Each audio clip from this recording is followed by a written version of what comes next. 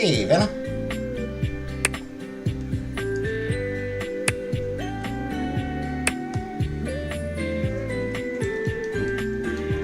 Gotta put my mic down for appearance's sake. Almost forgot to put my mic down. It's very important that my mic is down so that it looks like I'm using it. Hey, boyfriend.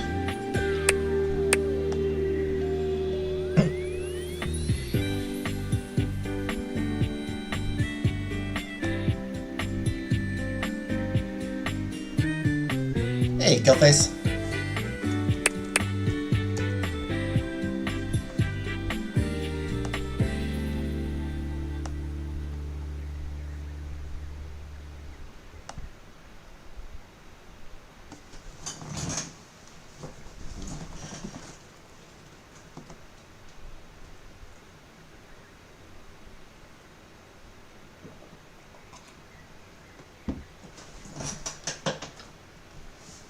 I forget.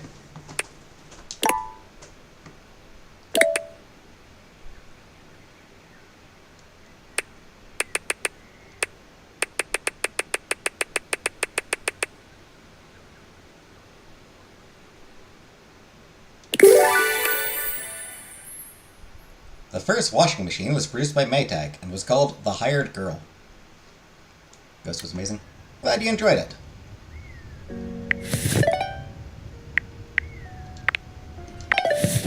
Hey, Bear. The first rubber ducks were made from solid rubber and thus did not float. Used as chew toys for children.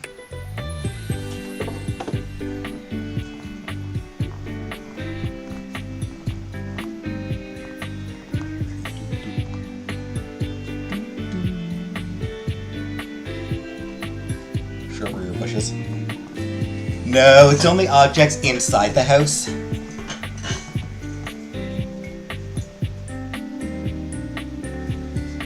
Ghost the band, Ghost the film. Or Ghost is in the spooky entity. Maybe she saw, like, an actual ghost, you know?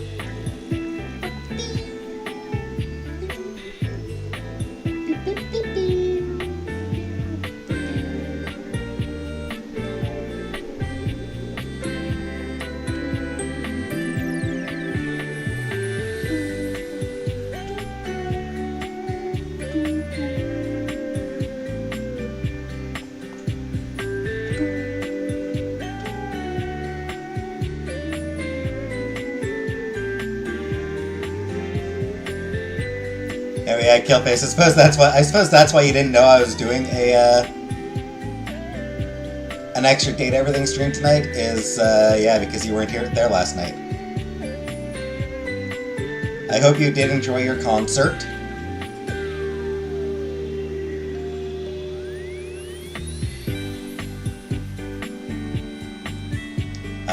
Today I'm just going to be meeting things. Hey, Buttercup.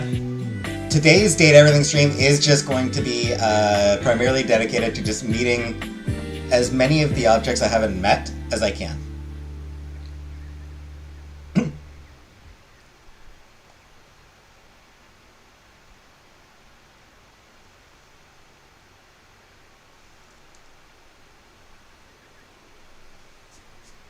Got, I don't know, at least a couple dozen.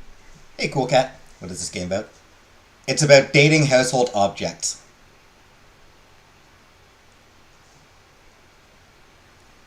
We have a pair of sunglasses called Date-viators that bring household objects to life. And then you can date them. Or befriend them. You can just be friends with them as well. Or they can be enemies. You can make them enemies if you want.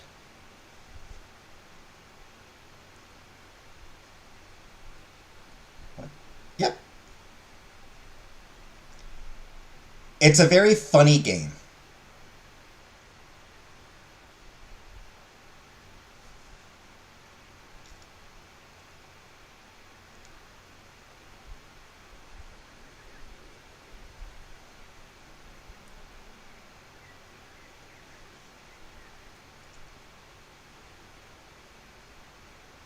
Intrigued.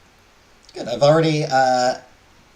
already romanced my bed and a glitch in the game. Hey, normal. I've befriended my doors and skeleton key. And my chair, although I will see if I can move the chair from friendship to love. And it's got like an amazing voice cast. Like that's sort of the like honestly, that's a big part of why I got this game is because of the voice cast. It is packed.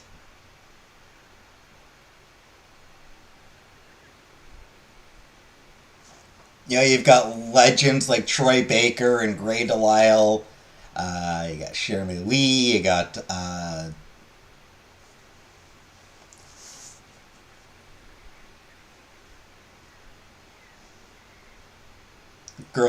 girl who voiced Ellie in Last of Us. The girl who voiced Abby in Last of Us 2. People, Ali Hillis and Courtney Taylor, like just a whole bunch of amazing voice actors. Got every card in FF8. Knocking on the door of Ultimisia's castle, and I'm only missing one GF. Because before I could draw it out, came out and placed it. What a dick! Odin's a dick! I will say, hey Uncle Buck, when I do my own FF8 Let's Play, I doubt I will be getting all the cards. Or all the summons. I am absolutely not going for a 100% run.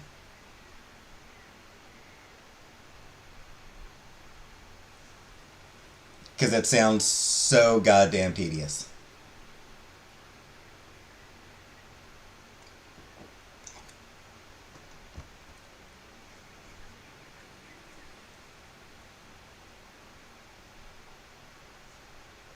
I'm pretty sure 6 is going to be the last Final Fantasy game where I will show basically everything there is to see.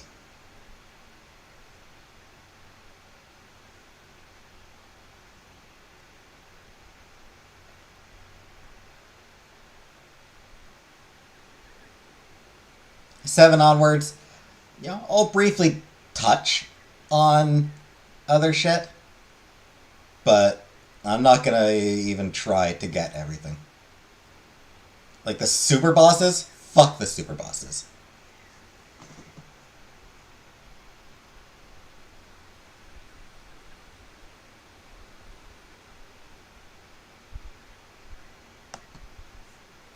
I have to, because like 20 times I played in my youth, I never 100%.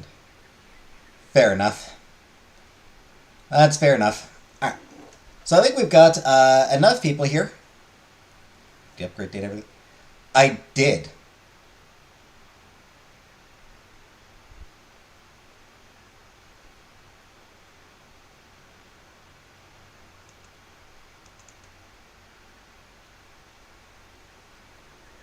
Yeah, I think we've got enough people here. According to feng shui principles, it is best to place a living room couch southwards to optimize more light and within view of an entrance to provide security. A couch should never be placed in front of a window, as it brings in chaotic energy.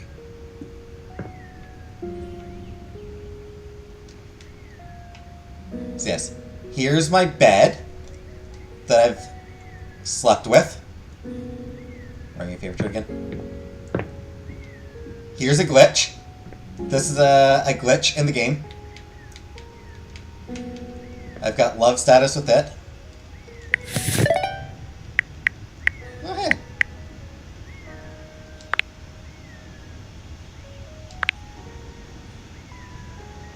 I don't know what I'm doing.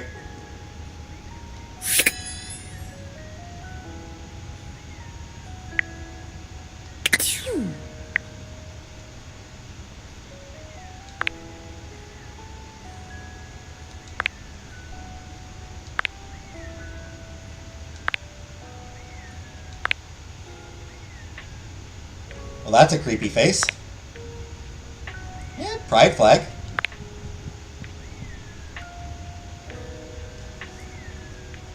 Different pride flag.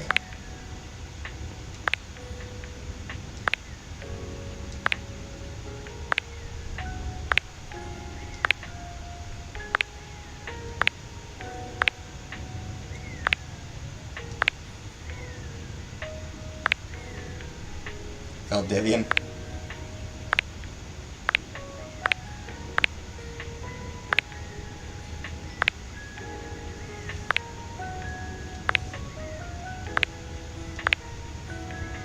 Coffee time.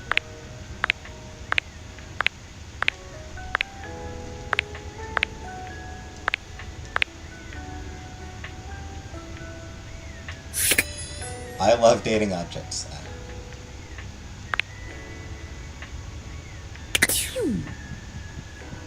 I'm lonely.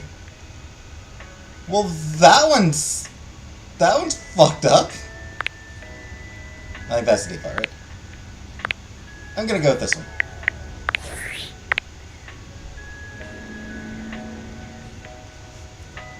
We'll look at more of the concept art another time, because there's still a lot that I haven't actually unlocked yet. A lot of enough objects I haven't unlocked yet. Yeah, music.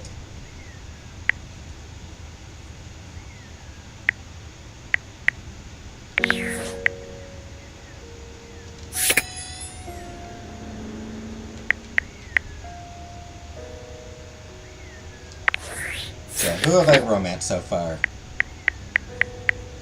Got me and my door are friends. Me and my chairs are friends. So I will try to move that on.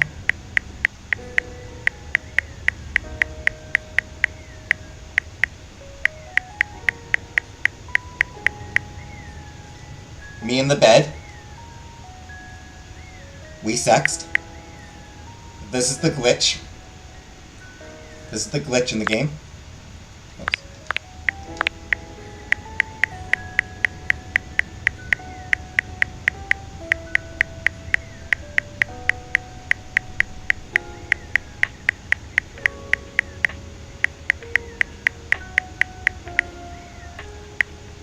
Skeleton key.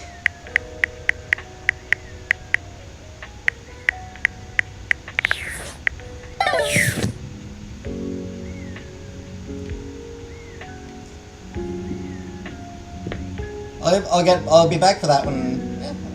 Let's start. I'll be back for the chest in a bit. For a moment, you wonder if your date-viators are malfunctioning. But no, the fashionista standing before you is just that dazzling. They are dressed to kill. Abs on display and lighting all along their body, bathing them in a soft glow. A ring of light surrounds their perfectly coiffed blonde hair, giving them the appearance of an angel. And perfect lighting no matter which way they turn. But it doesn't take you long to discover the angel comparisons end at their appearance. I did have sex with Rebel, but that's not but it wasn't love. I think me and Rebel are just sort of like, we're in a kind of a frenemy situation, I think we might be in kind of a frenemy deal at the moment. We haven't moved one way or the other. Hey, betches! It's me again, Lux. Yes! What the hell was that noise?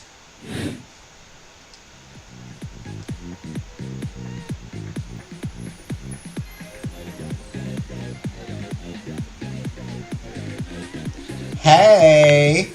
Wow. Seriously? Keep it down, okay? Can you not see that I am alive?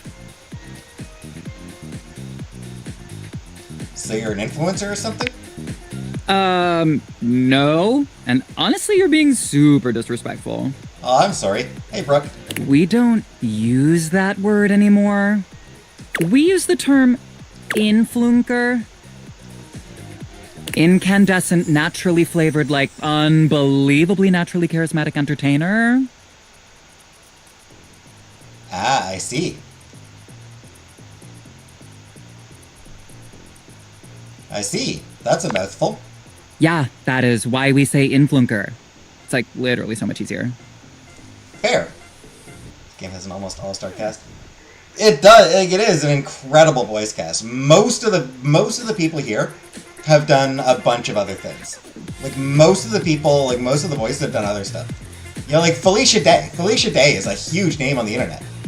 Matthew Mercer is a big name on the internet. So there's a lot of there are a fair number of like internet celebrities.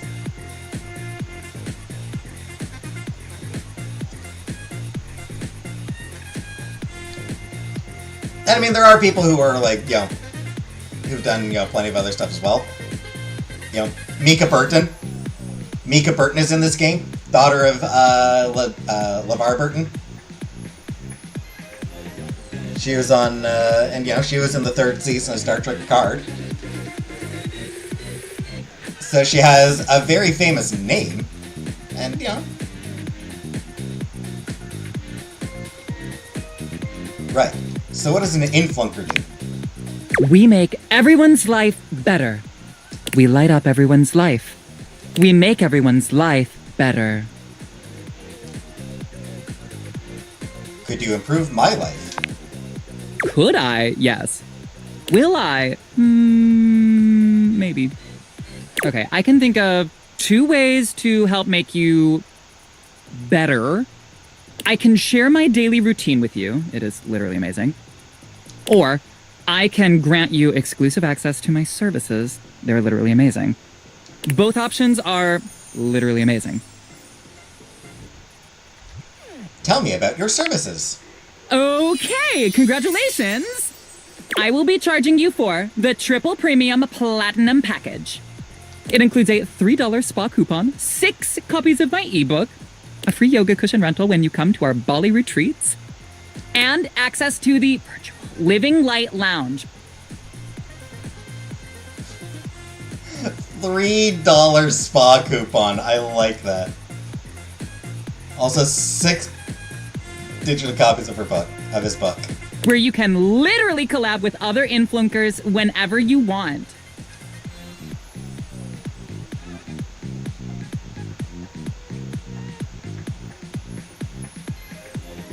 Backspace, backspace, backspace. Whoa, whoa, whoa, not at all what I wanted. Wait, no, I was just making a joke. Amazing! I can't wait to use all these incredible perks! Yeah, great, whatever, have fun, and don't forget to let your light shine. Bye.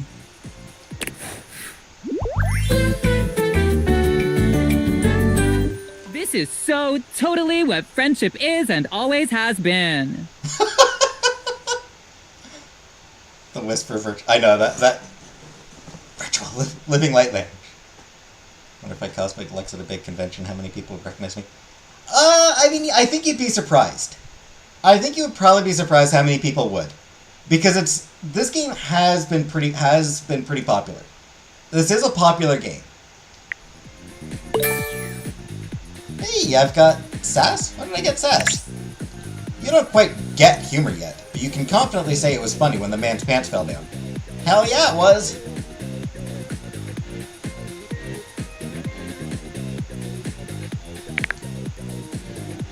I guess he gave me sass. Great.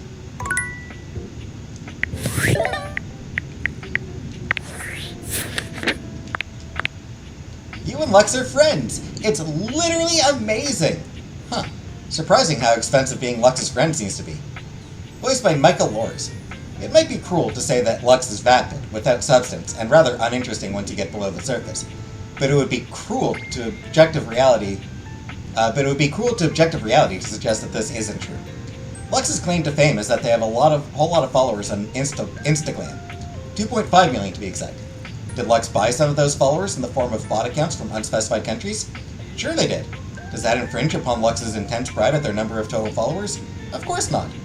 Lux's brand is centered around the concept of the light within, encouraging their followers to find their inner light and shine it brightly for the world to see.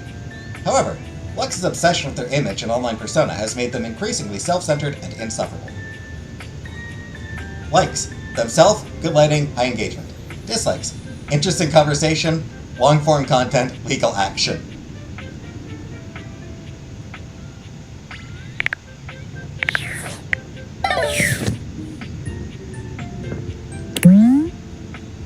Do you really love the lamp, or are you just saying it because you saw it?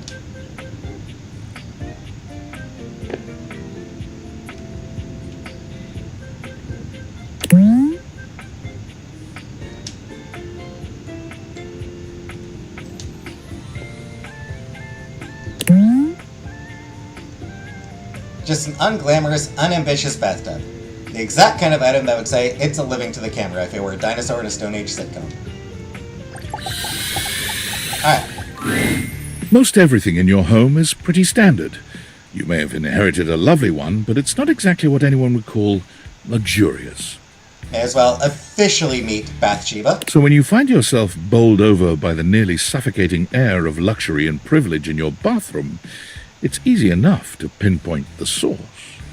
A beautiful stranger in a luxurious sud-lined bathrobe stands before you, resplendent in black and gold. Her hair and skin have a distinct shine to them, as though she'd just stepped out of the bath. She strides forward, grabbing you by the arm.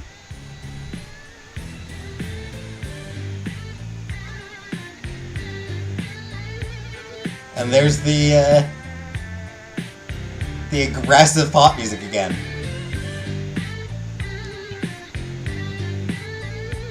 That Britney Spears-esque pop music. Oh my god, it's about time you showed up. I ordered hours ago and the pizza's free if you're late. Wait a minute. Where's my pizza?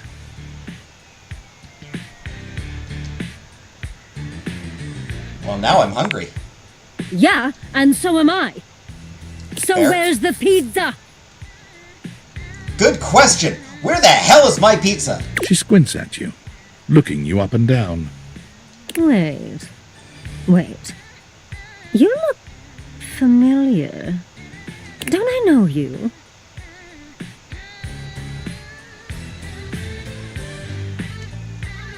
I sure hope you do. This is my house. Oh! Oh my god, that's you! Oh. She laughs, her entire demeanor changing. Hey, cutie. It's about time you came to introduce yourself to the Queen of Clean. Name's Bathsheba, though I'm sure you know that. Hi, Scrappy.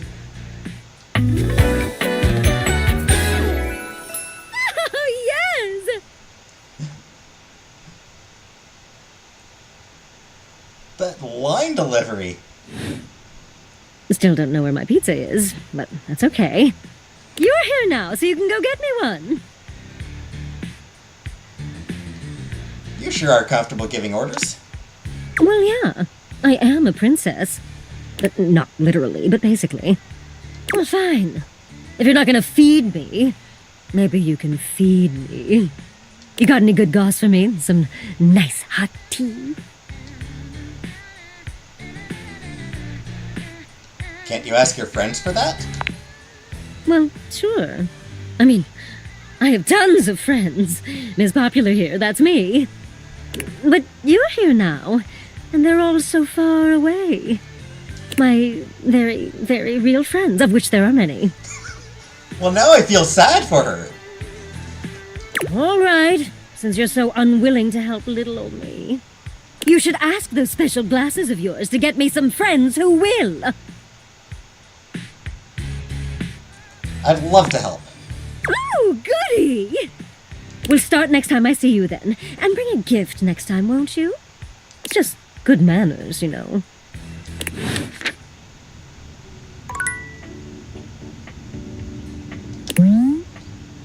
The rail towels start to be more water than cotton. It's not all that surprising that your towels would have a look that one can only describe as fresh out of the shower. The fluffy terry cloth clothing and glistening skin are expected. What you did not expect to see, however, was a six-pack you could do your laundry on. Abs. Nobody's getting in Bathsheba.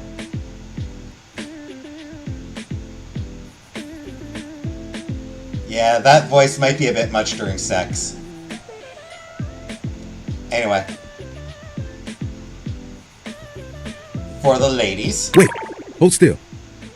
He holds his hands out in front of him, stopping you in your tracks. wrong? What did I do? You didn't do anything. He backs away from you, slowly and carefully. Just don't move. Ooh, there's some water on the floor. Let me get that before you slip and fall. He bends down to mop up a tiny puddle, standing back up with a grin. There, all good. You didn't have to do that for me. It's my pleasure. Absolutely. Some might say that I saved your life.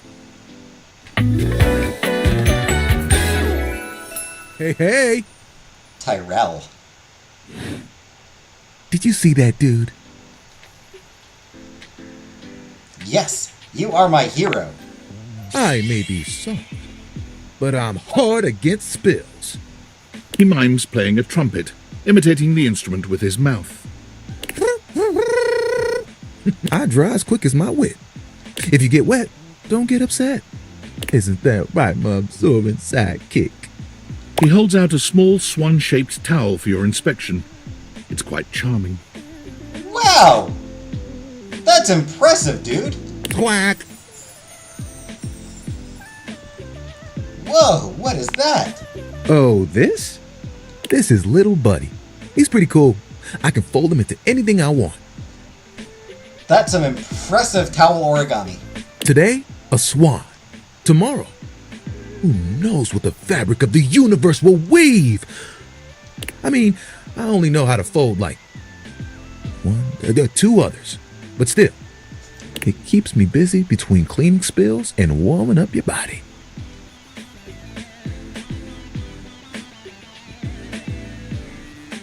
Warming my body, you say? You heard me. It's my job after all. Spills happen every day. No big thing. But the hard part is getting dry. For the big jobs, I work with Washford and Drysdale. But I work pretty independently, you know?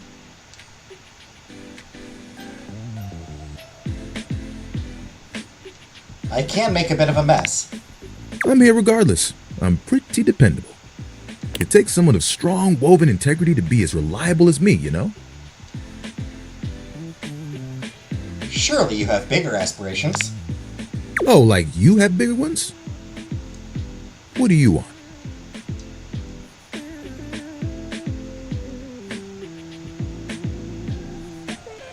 Get through next Tuesday.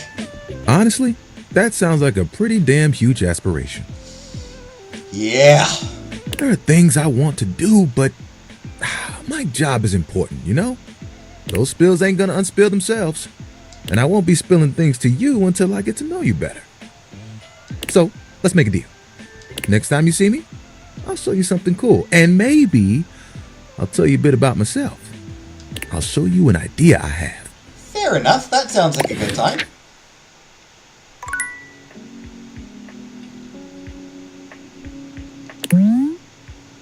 Sometimes you leave this one open to feel the cool gym breeze.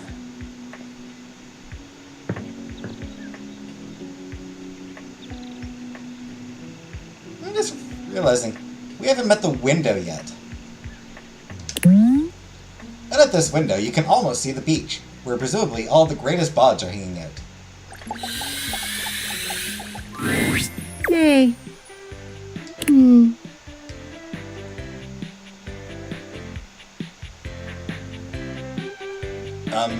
Hello? I'm looking out at the clouds right now. Sorry if that seemed rude. I'm just in my head right now. Shit, I did meet Wendolyn before. I did talk to Wendolyn Do you before. mind coming back some other time? I'd rather be alone right now. Let's talk about it. I'd rather not. Thanks. I forgot that I had already talked to Wendolyn. Alright.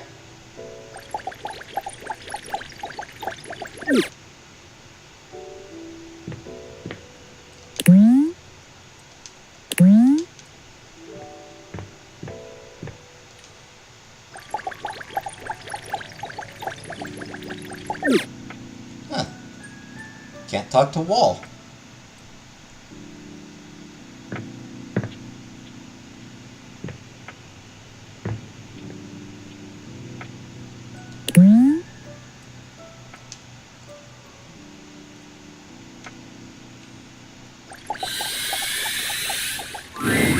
You see before you a glistening, oiled male form, perfect in its chiseled majesty.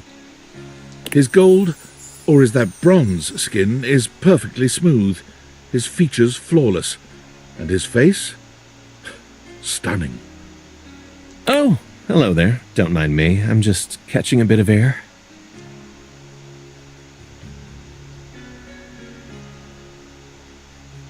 Don't mind me.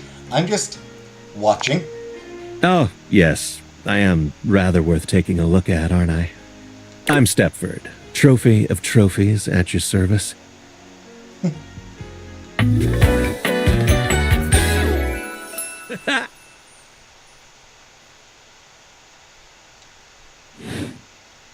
I've just been standing here all covered with oil, waiting for a good sunbeam to come along.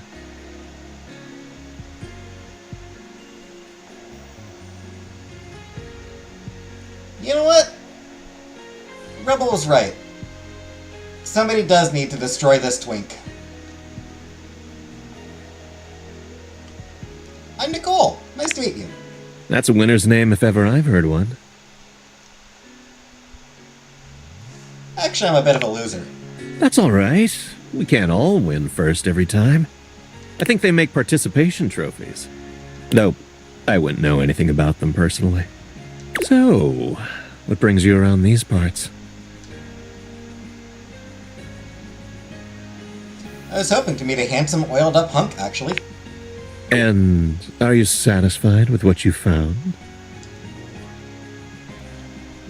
Oh, yes. I'm glad. Despite being a natural, I work hard to keep all this up. As it so happens, I have a self-tanning appointment coming up. Can't be late, but I'm so glad we met. Come and see me again soon, won't you?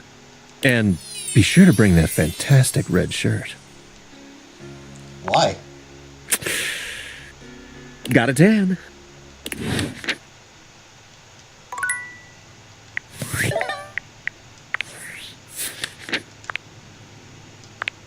Last time you saw her, Gwendolyn had her head in the clouds. Come back another time. Bathsheba, voiced by Anjali Vimani. You awaken Bathsheba, self-proclaimed Queen of Clean. She'd like you to help her make some friends. Bathsheba is welcoming, warm, and always there for you at the end of a long day. She has all four comfy wind-downs. Scented candles, a DVD of Legally Blind or Never Been Dished, and an offer to paint your nails or braid your hair. While she can be pretty chill, she can also get right into it with you when you need someone to vent to. However, she also tends to feel somewhat isolated and disconnected where she is in the house, and has a pretty bad case of FOMO over the others. Likes bubbles bathing Bathsheba. Dislikes wrinkly skin. She likes herself. That's cute. Tyrell. Gabe Kunda. You met Tyrell the Towel and his little buddy. He focuses a whole lot on his work and takes it very seriously. He's agreed to show you something cool and maybe tell you a bit about himself next time you meet. Tyrell is looking for purpose. He worries he is on his way to being considered for no more than cleanup jobs. What is Tyrell for, anyway? When will anyone ever pick Tyrell first? He has a bit of a wrinkle in his attitude because of this. Still, he'll absorb any negative energy you toss his way. If you don't put his feelings first, he won't like you one bit. A quick fluff and he'll be there to warm you up and keep you dry. But everyone in the bathroom talks, and if he finds out you are only using him for wash-up duties, he won't be too kind about it. Likes family, friends, fuzziness. Dislikes feeling left out. Stepford, voiced by J.P. Karliak. You've met Stepford, a stunning, sweet, if a bit naive, stand-in for all your biggest wins in life. He seems to have something he'd like to ask you about. Come see him again. Is it still narcissism if you've really got the goods? Well, yes. Yes, it is. Stepford is the most accomplished competitor in the house. If there's a trophy awarded for it, Stepford has probably got one or two of them lying around. He's placed first in pickle jar lid removing, cross-room trash can toss, desk drawer organizing, and even competitive objectification. He's nice and shiny. Well, fairly shiny. Likes being first, dislikes being second.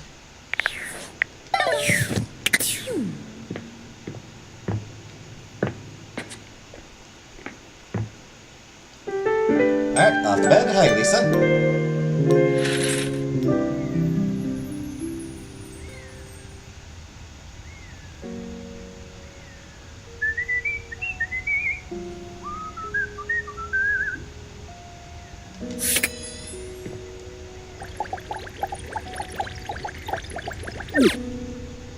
Damn, what have I got to do to get the door, to get the wall?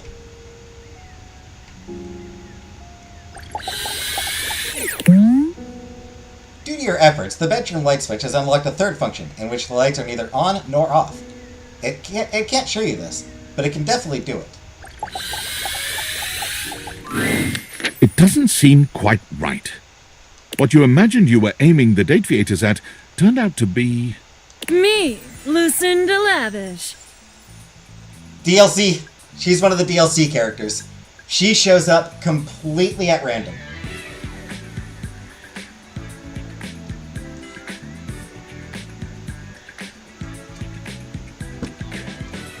The best character in the whole goddamn game.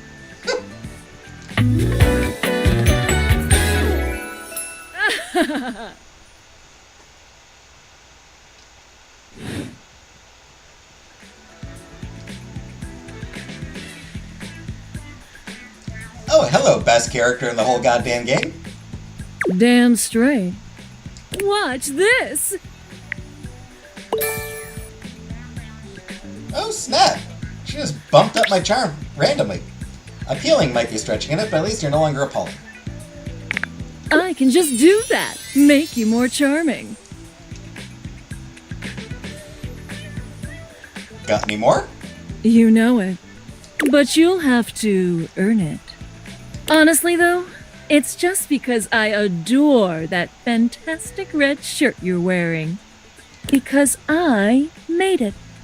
You bought the very expensive DLC, and I'm your reward.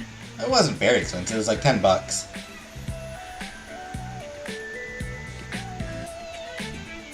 Okay, reward me up, baby. Your sacrifice to the endless money pit that is this game is not going unnoticed. And you will be amply rewarded.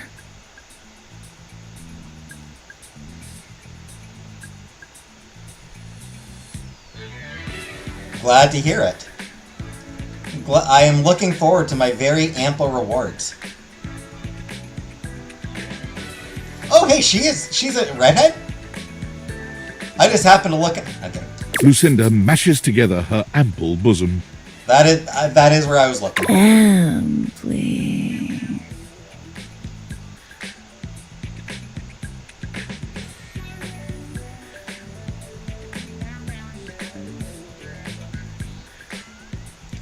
Oh, hot mama, give me those bazoomies. You want to give my bazoomies a squeeze? Bazoomies? Yeah! Which one? Left or right bazoomy? She thinks $10 is expensive. She's a cheap date. Bully her buy her a bag of Skittles. And woo her butt. I'm gonna say both bazoomies. You give both her bazoomies a squeeze. They feel tender and firm. Exactly what you had hoped.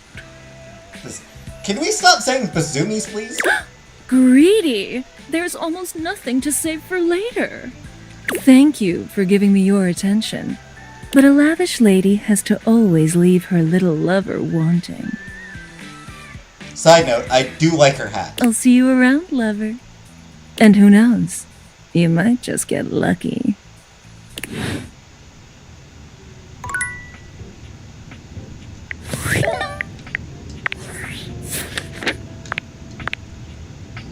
Voiced by Sarah Netachini. Their conversation with another Dateable was hijacked by Lucinda Lavish, the most impressive character you've seen, at least according to her own words. She gave you 5 charm points, although was it a bribe? Ostensibly the most valuable character in the entire game, which really begs one question. What is a Lavish anyway? The only way to find out is to keep speaking to others, as there seems to be no trace of her in the house at all. Yeah, duh. Yep. Likes luxury, dislikes lollygagging.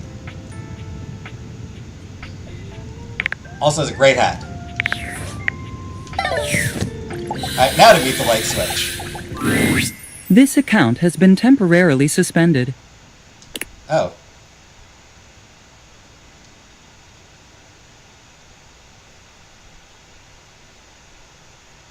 Ah, it's Lux, okay.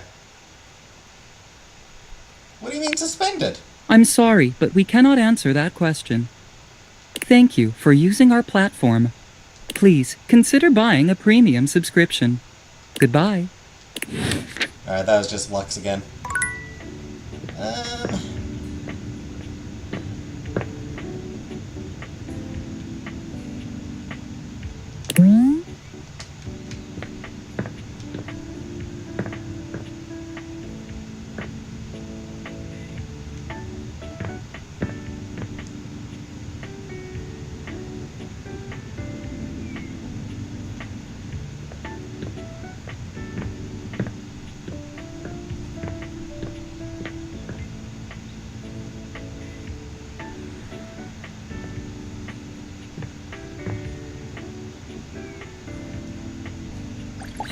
Alright. It takes you just a moment to properly evaluate the figure standing before you. Her hair and clothing are such a jumble of various holiday decorations, it throws you.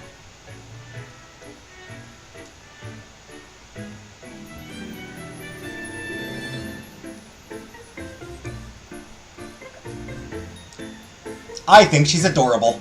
What time of year is it again? Have you truly been locked in your house for so long that time has lost all meaning? Ooh, I like the eyeshadow. Well, not eyeshadow, the, shit. Mascara? No. Shit.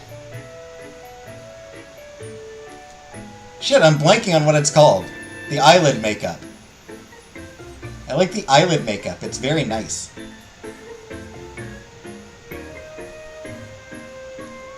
What do you call that?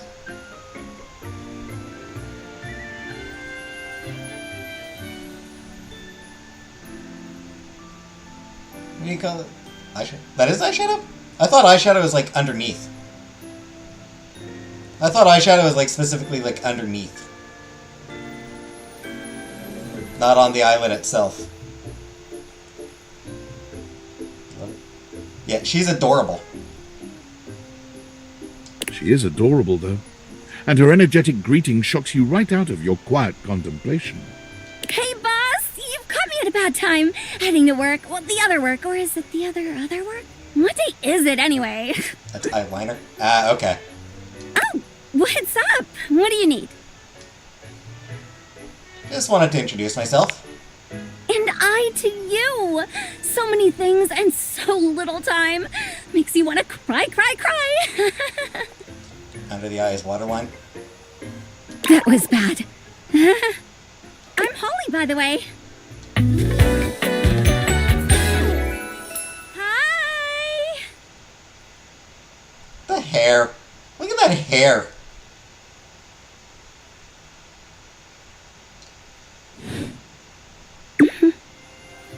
Oh, and who are you? Did you already say? Sorry. And a little rush for the dish dash. Rat race, all that. I do like her. I'm Nicole. Oh, I've heard about you.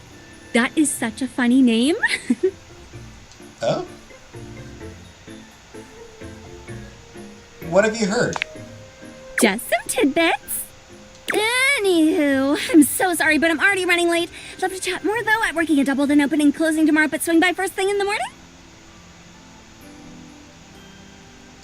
Double in opening clip. That's when I'm usually able to sleep. That work? Sure. Great. Okay. Bye! I like how...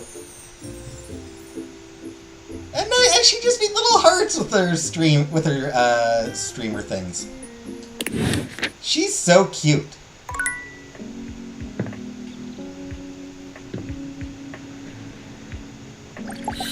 Alright, board games now.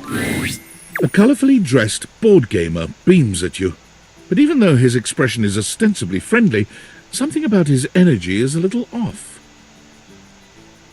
Yeah, I do like... I've got a lot that I like.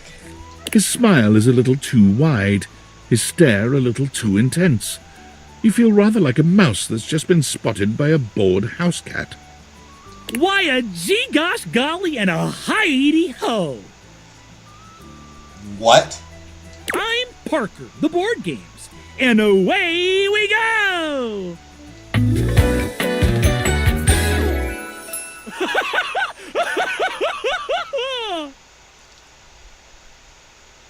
well.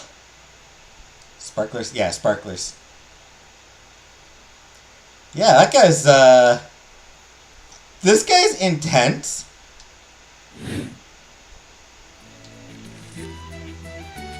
Hi, Parker. Hi there! I do love meeting new people to play with. Is that Jacksepticeye? I believe it is, oh shit, I'm blanking on the name. I think it's Mercer. And I do need new people to play with these days. I'm awful lonely up here in the big ol' attic. But you seem like a nice sort of gal already. Maybe you could be my next relationship. Would you like that? I would. Oh boy! Well, if only it were up to me. You see, my whole deal with relationships has to do with rules. I love rules. If you want any sort of relationship with me, good or bad, we have to go through the rules. It's very Candyland. Want to hear them as they pertain to me? As they pertain to my whole deal and how this is going to turn out? Yeah, I think I'm good. I don't think so. Fine, sure, why not? Glorious! In order to achieve a relationship with me, you must play these board games 3. If you beat me or unseat me, more chances for love will greet thee. At the end, I roll a die to achieve a status. This, in the end, will be our dating apparatus. So, our relationship is just up to chance? Ultimately, yes. But your actions during each game can change the weight of the die. The more you win, the more chances to love me. Do we want to love this guy, though? Interesting. I like a challenge. I'm falling in love with you. Just kidding. Only the final roll will tell me how I feel about you. Meet me here next time for our first game, Sandyland! Okay, can't wait. Wowee! Calling this dude a lot feels like an insult to a lot.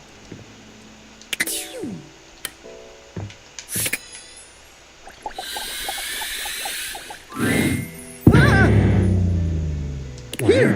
Why? No, this is all wrong. You cannot be here, okay? Not yet. This is my attic, so technically... Yes, technically, yes, it's yours. Yes, to all of that, but this is also mine. This space is also mine, and you cannot be here. You cannot be here with me, like this. There will be a time, I know it, but it isn't now. So get out. Get out, please, and don't come back here. Okay, so I wasn't able to meet that guy yet.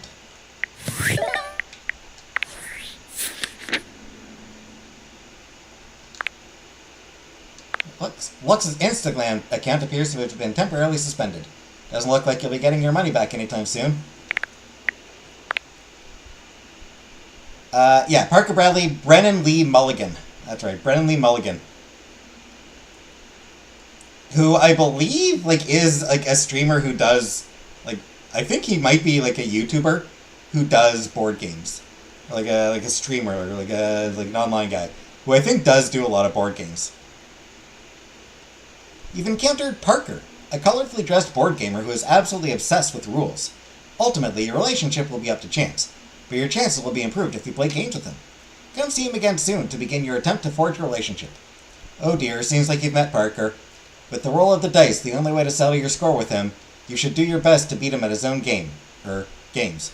Likes, games, boards. Dislikes making any sense. And Holly, Brianna Knickerbocker. Great name. I like the vent monster, right? So I'll need to meet him, I'll need to talk to him, through one of, the regular events, I think.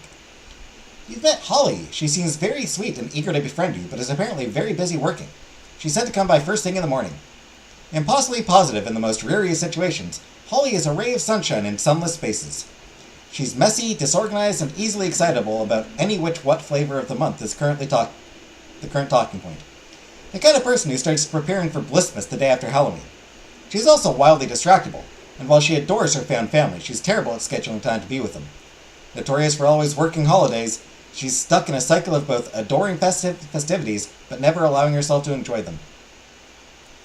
Likes. Jingling, ringling, ring-ting-tingling. Cute.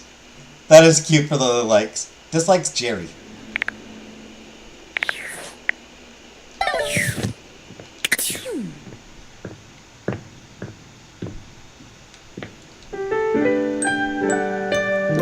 And yeah, Parker Brothers and Milton Bradley, yep.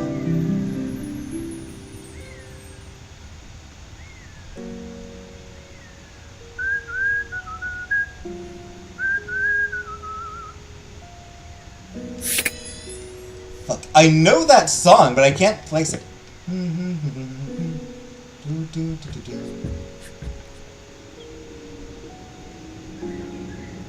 Is it a commercial jingle?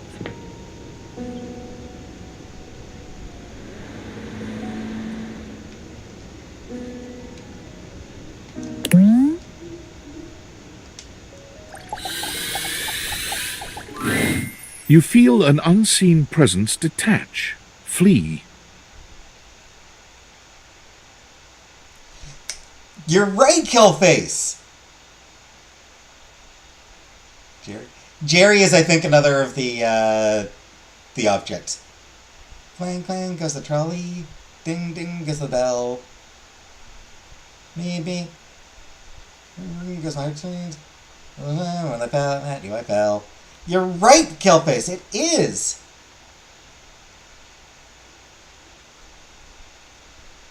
It is the trolley song.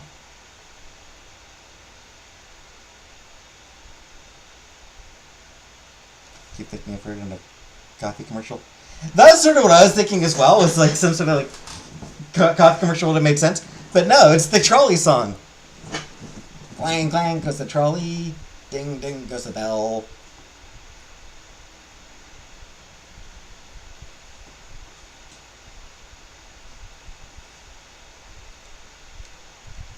Bling, bling goes my heartstrings from the moment I saw you.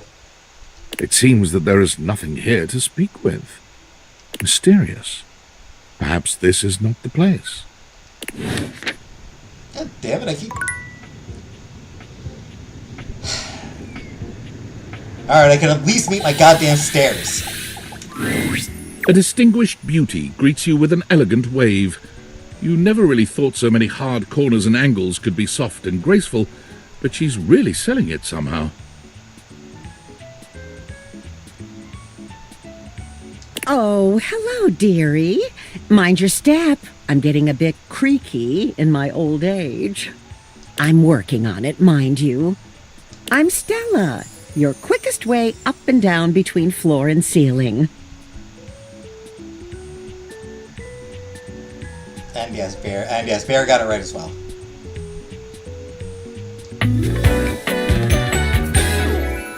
Airway calling. Yeah, Killface and Bear are both getting it.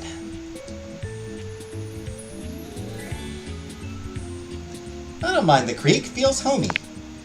Well, aren't you a sweet summer thing? I appreciate the sentiment.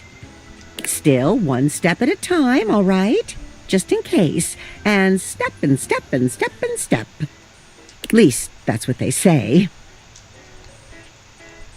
One step at a time. That's the way. Step on through. To the other side.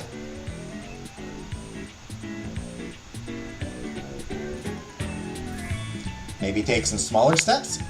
Oh, but you've got to dream big, you know? Hustle, I believe is the word. Hustle has a couple meanings, I think. Oh, one of those tricky ones, huh? I'm learning a lot of new words lately. You'll have to forgive me. You guys win a major prize. The prize is me thanking you.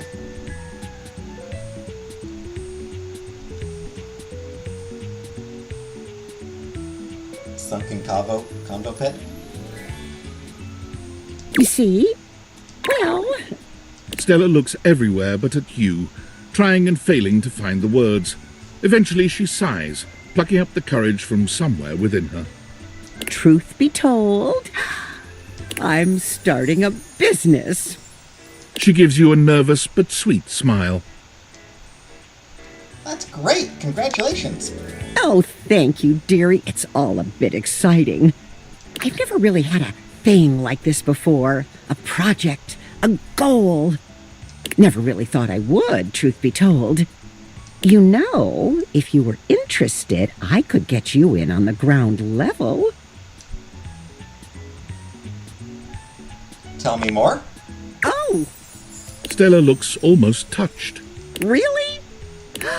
No one's ever said that. Well, Though, yes, it does sound like it might be a good scheme. now I'm all a bit frazzled. Sorry, dear. I'm very grateful. It's just, I've not gotten this far before. Let me check the booklet. So that's, so this is sounding like a pyramid scheme, yeah.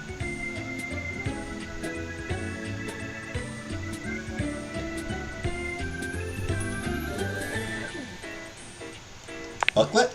They sent it to me when I signed up. Stella's Steps to Success. How to sell that sale and change your life, generate passive income and financial freedom, all from the comfort of your own home. Yeah, multi-level marketing. Stella pulls out a pamphlet from deep in her bag. I memorized that part at least. To Stella, Rufio. Doubt we can meet Rufio.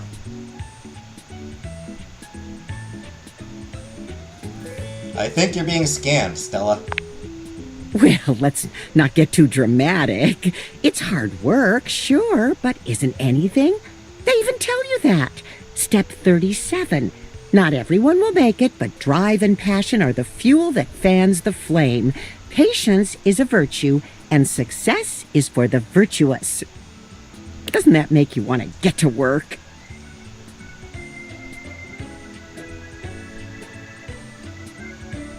Does it make you want to get to work? Yes, actually, it does. Make something of myself. Oh, I really have gone off track now, haven't I? Booklet or not, this is a mess.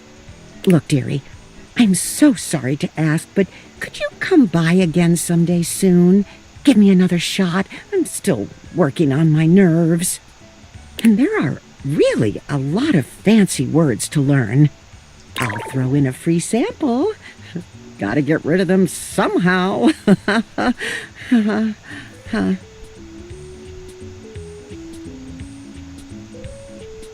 Of course, Stella. Not a worry. You're too kind. I do appreciate it, dearie.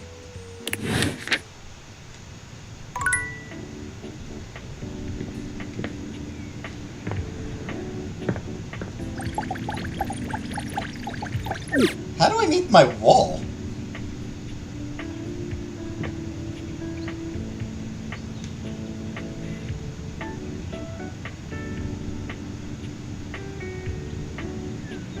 Ah, this might be the wall. Well, well, well. No. The enigmatic Amber returns for another lesson. Damn. You ready? Sure, what's it going to be about? We're gonna stick with getting to know you, but it's time for a new kind of icebreaker. As you might know, ice sucks. So we gotta break it. First off, what's the worst way to get someone's attention?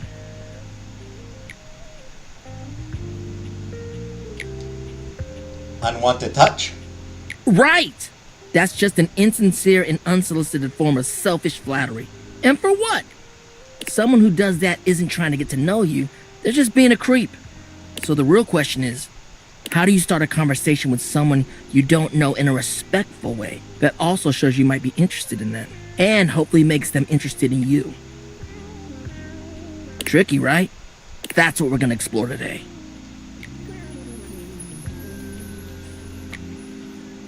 So if I want to get everyone to hate me, I just do the opposite?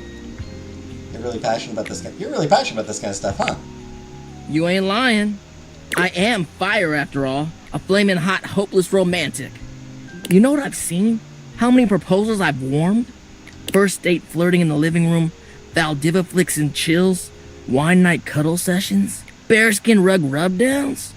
Let's just say I've done my research on this sort of thing. And not to mention, well, I'd like to be in love one day. Aww. Anyway, I know about fiery connections. That's why I can help you. But nothing could happen without the icebreaker. And the icebreaker is observation and interest. This log bangs take me out every time. They're great bangs. Observations? Right. It might seem basic, but first you gotta notice them. But not just that. You can't be like, oh, they're hot, I'm gonna go talk to them. Nah, yo, you gotta really take them in. What's their demeanor? How do they look? Are they with someone? All that and more. Then, use the information you glean to guess what they might be interested in, and lead with that. But how, though? Alright. Say there's somebody you meet for the first time and they're wearing merch of a show or a game or a book, you know? What do? Maybe compliment them on it, right? But what could you immediately follow that compliment up with that's even better? Ask them who their favorite character is? That's a good one. Smile, gently ease into the topic, and you can build a great rapport with them really quickly. So, you learn about, or even better, share in their interest. Make them excited about it. Start that connection by talking with them about what brings them the most joy. What better way to build a friendship? Nice, that makes a lot of sense. Dope. You get it then. You gotta communicate, you feel me? Let's go to phase 2. Alright, so you made it past the icebreaker. Now you're vibing a little. They mentioned they're going to a concert of one of your favorite bands. What do you say next?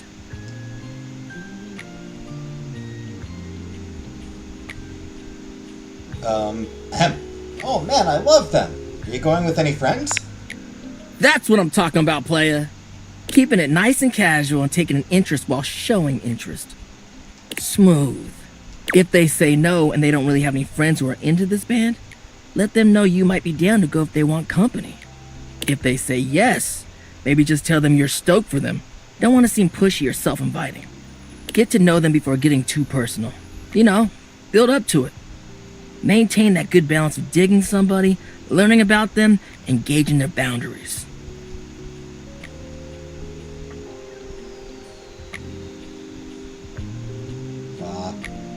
Music is for dorks, right? Sounds complicated. It is, homie, it is. But you can do it. Anyway, that concludes your lesson for the day. See you around for the next one? You know it. Alright, next. Until then.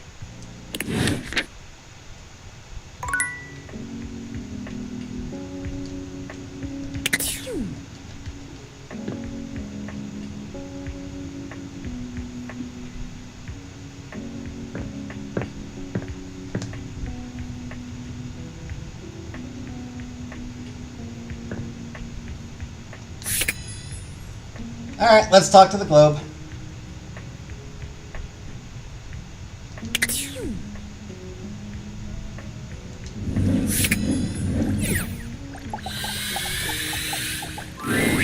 A red-haired traveler lifts her goggles to peek at you, revealing freckled cheeks and stunning blue eyes. There's a friendly air about her that makes you want to hear her stories. She's cute. She's very cute. Now, why, my love, you look some lost. Where are you longs to?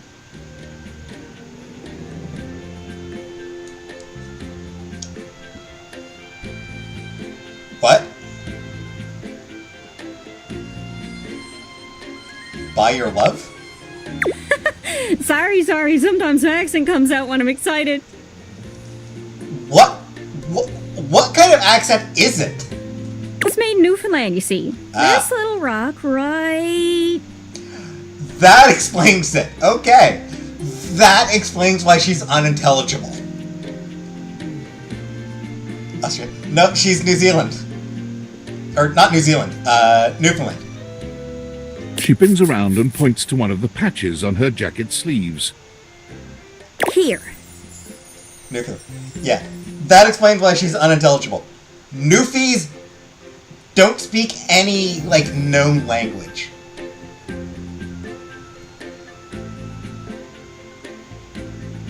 Friendliest folk you'll ever meet. But the dialect can be a little much for some. I'll try to speak plain for you. Name's Gaia, by the way. Is that Canada? That's Canada, yeah. Newfoundland, Canada.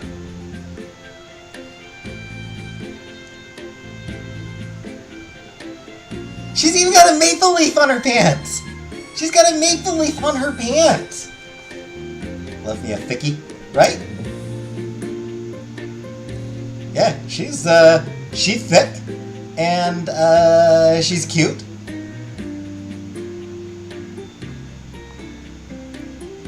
And I do like the accent.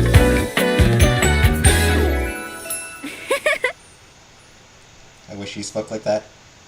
You wouldn't understand a word I said. So, where are you from?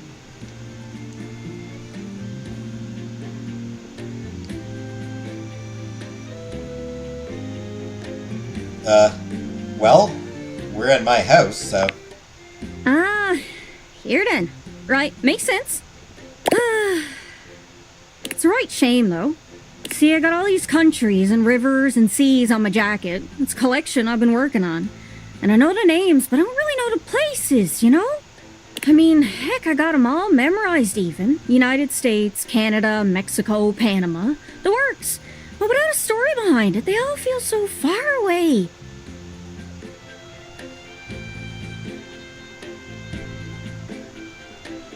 Oh yeah, your name's James, sorry. You'd think they'd be in arm's reach considering they're on my sleeves, but it's a brain problem. I just can't pin anything down without context. Without stories, maps are just paper. Dots and lines. The reason I ask where you're from is so I can shape the places in my mind with some kind of meaning. Because right now, it feels a bit like I'm just wearing a big vest of unchecked boxes. Geez, there I go, talking your ear off. Sorry about that. Sorry. It's just, I'm having trouble putting myself out there, and I'm so interested in being out there. Why can't you just warp around like everyone else seems to be able to do? I've tried. I want to talk to the others, but I think I must be too forward or something. I skip on up to them and I ask them about themselves, and they just run away. That can't be. You seem so nice. It's not about just being nice. I come up to the others so I can ask about them, get to know them, who they are. But before I can get to the point, I always go spouting off about something or other, like telling them factoids I've heard about what I imagine their home to be. And 9 times out of 10, I'm some level of wrong. And the other time I'm right, but it's in an insulting way. Fair. Oot the boot. She's stuck in an axis. True. One thing leads to another, and they give me this look. And soon enough, they find an excuse to leave. I'm just bad at it, I guess. Sometimes I feel like no matter how hard I push myself, I'm just going in circles.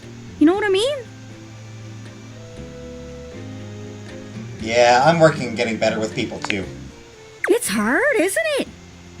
I can see why you'd need practice for dating. It's just too easy to mess up. You say one wrong thing and poof, they're gone. It's so frustrating. Sorry, I think I might be Mercator projecting on your situation a little bit. Globe humor. A little bit of globe humor. Whoa, I just had the best idea. You're running to the Four Winds meeting with people and speaking to the others, yeah? I'm sure some of those folks come from other places, right? Travelers, you knows what I'm saying. Why don't you ask them what they're about? Get to know them a little better, figures out they ticks, and come back, we'll have a yarn. Sound good? Sorry, I didn't catch that exactly. I mean, it's easy enough. It's simple enough. Talk to people, learn about them, and then talk to her about it. Speak plain, Gaia, speak plain. Okay, so, you're speaking with objects all over the house. You know how some of us have little labels that say things like made in China or Hecho in Argentina on the bottom? Well, that means those objects are travelers. They come from away. Speak plain, Gaia. They're from somewhere else. Somewhere on my jacket. She is speaking plain. They're from away. What else could they're from away mean? Context clues, Nicole. Those are the objects I need to talk to. Those are the ones who can fill out my checklist. This map is uncharted, but if you can bring me back stories from those travelers, then I'd be able to write little notes down here and there, and pretty soon I'll be a bona fide travel guide. It's everything I've ever wanted. and you'll get a chance to practice talking more. Are you shy? I can help. People tell me that I never shut up. I can help you learn to never shut up. Doesn't that sound great? I love her. She might be in my top 10. That'd be perfect. Right? I'm sure it'll work out. You scratch my cartouche, I'll scratch yours. What do you say, partner? Exploration buddies? Sure, why not? Really? Oh, I appreciate it. Really saves me a lot of humming and hawing. You go out and find some objects from foreign lands. Oh, and let me know if you need any help. It's hard to explain, but I got a pretty good sense of these things. I can't give you an exact name or anything for who to talk to, but I can get you close. It's kind of like a geocache. I can give you an idea of their general location, but if you want to find those travelers, you'll need to hunt them down yourself. I've learned firsthand what others don't take too well if you run up to them and scream, "Where are you from?" Yeah, that's fair. Like you did with me. Yeah, like that. It was a disaster. Point is, you can't just ask objects about their origins out of the gate. You gotta awaken them first. Don't worry too much about the details. Once you're close with someone, you'll learn more about them automatically. So, what do you say? Do you want some hints on where to find travelers, or do you feel like searching on your own? Let's get some hints. Hint, please. All right. Hint. Hint, hint, hint. Let's spin me around and see which object I get a sense for. You'd think anybody with an accent would be a traveler, but that's not true. Sometimes they're second or third generation and just picked it up from their parents. You don't want to make any kind of blanket statement about anyone. I learned that the hard way. Hope that helps. Sorry, I'm still a little scatterbrained. Any other leads? As me mother used to say, if you want to broaden your horizons, follow your stomach. If you don't stay well fed, pretty soon you'll be toast. She said it exactly like that. My mom was a weird lady. Hope that helps. Sorry, I'm still a little scatterbrained. Well, most TV comes from the US, but I know you watch anime sometimes. That's from overseas. I don't suppose you got any merchandise, do you? Hope that helps. Sorry, I'm still a little scatterbrained. Thanks, I'll see what I can do. Good luck. Don't get lost.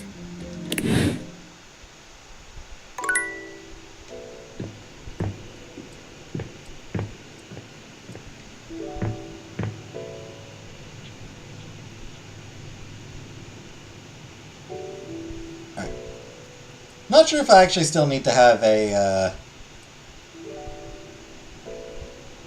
charge or if I need to use up the charge.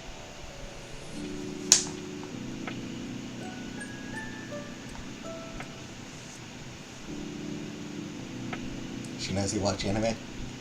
We do not have a figure yet, though.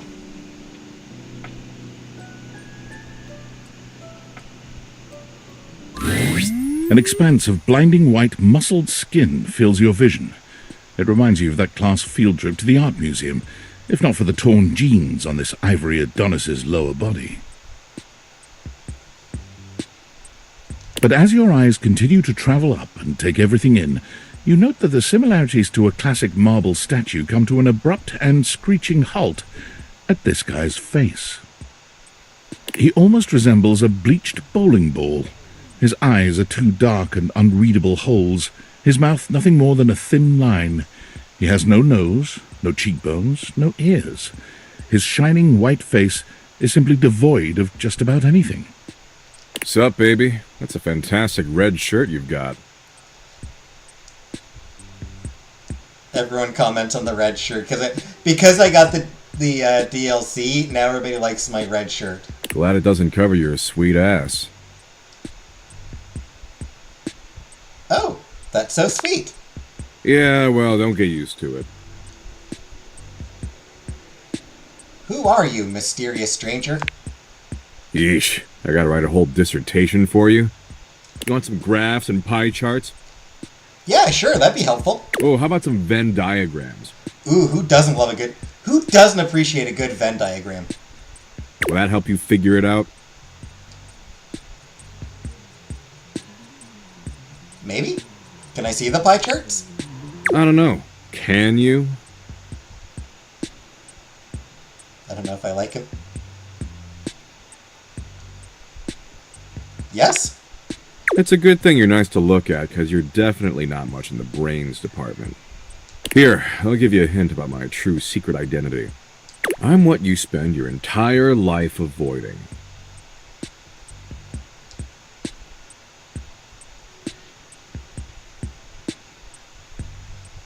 Going outside? Hot cheese, reconnecting with my estranged parents, falling pianos from tall buildings. I'm torn between going outside and reconnecting with my estranged parents.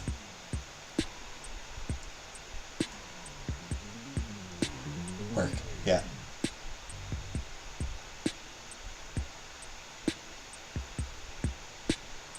Going outside? Yeah, I can tell. But not even remotely close. I'm your overwhelming sense of existential dread.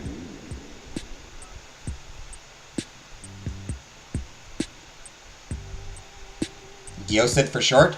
But my homies call me Doug.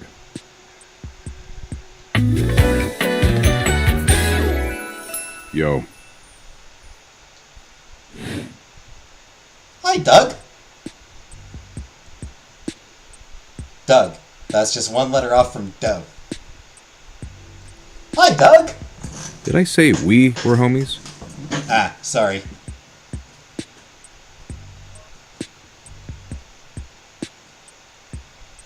Yes, you did. Nope. But enough about me. What's your name, baby? Miss Belvedere, Spartacus! It's Nickel. Ha! I just choked on my chocolate milk. The voice is hot, but the lack of facial features and very detailed feet aren't.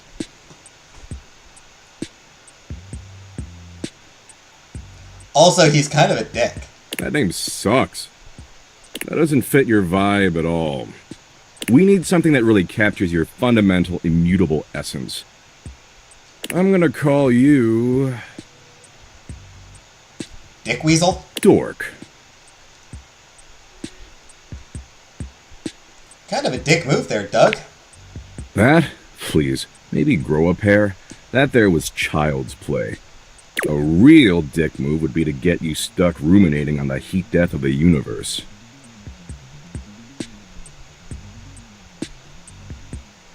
Yeah, that was also a dick move. I'm kinda an expert on dick moves. I give classes on Thursdays to the other dickish concepts.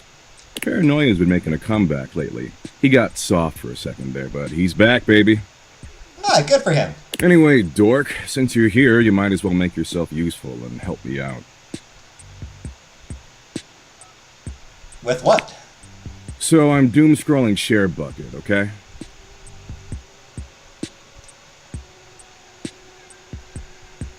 What's a shear bucket? God, I really gotta explain everything to you, don't I? No, only what share bucket is. Oh, well then, away we go. Share Bucket is Valdivian's 8th most addictive social media platform. I've been doom-scrolling for hours, and even my totally ripped finger is tired from swiping. So why don't you scroll for me for a while? I think it's a task suitable for your talents. That's what you do on Thursdays also? What do I do on Thursdays? Doom scroll? I use that term loosely. Plus, you get to keep hanging out with me, and I'm dope as hell.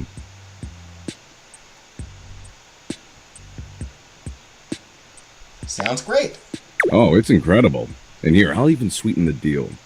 You swipe for a while, and I'll reward you with, a Doug point.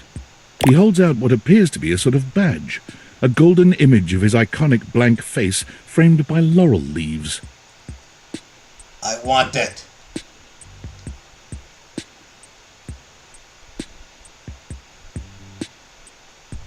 Can I trade in Doug points for cool prizes?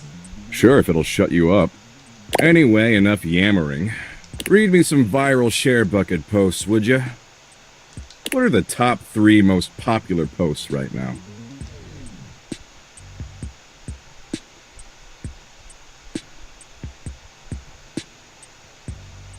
There's an argument about what makes the best grilled cheese. Tell them the best grilled cheese is vegan cheese. Those idiots will eat each other alive for weeks. Ooh, wow. Wow, man, that is top tier trolling. Okay. Man, this is great.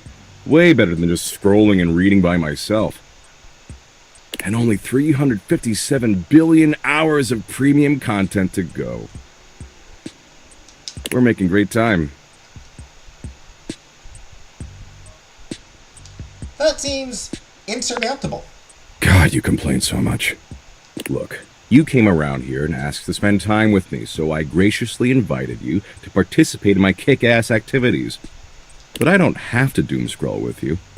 There's plenty of other moderately attractive humans or concepts I could be doom scrolling with. I mean, I should just text Abby. She is super hot. She did things even porn won't show in some states. Who is Abby? Abby? She's the unceasingly empty feeling of abandonment. Right up my alley. Yeah. Yeah, she seems hot.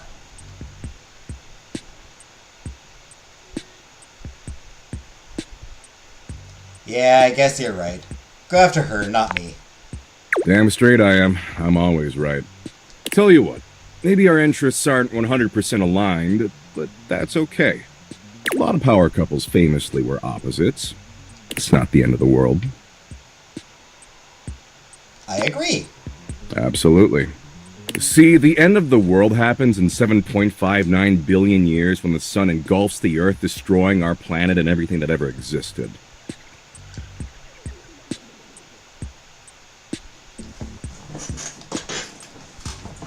As long as it destroys Bakersfield. Wow. Kinda fucked up to single out one specific city you want obliterated. Yeah, but Bakersfield sucks. Fuck Bakersfield. Like, what did Bakersfield do to deserve that? But you do you, I guess. What matters is, I'm hot and you're passably attractive, so I don't want to blow this up over nothing. Especially since Abby isn't returning my texts.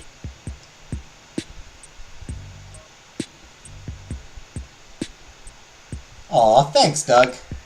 You like that, huh? Well, there's a lot more where that came from. Tell you what, why don't you come back around here later and I'll try to find us a new activity we both like. Cool?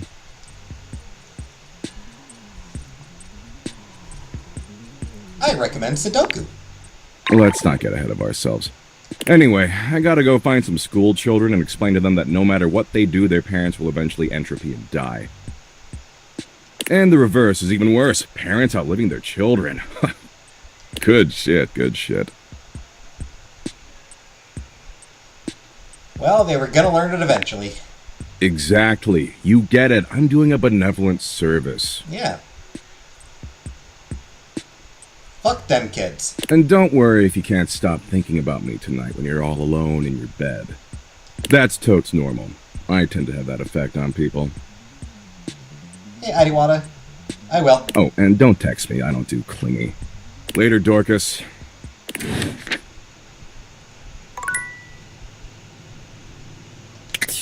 That was my last charge for tonight, so I cannot speak to the dishwasher now.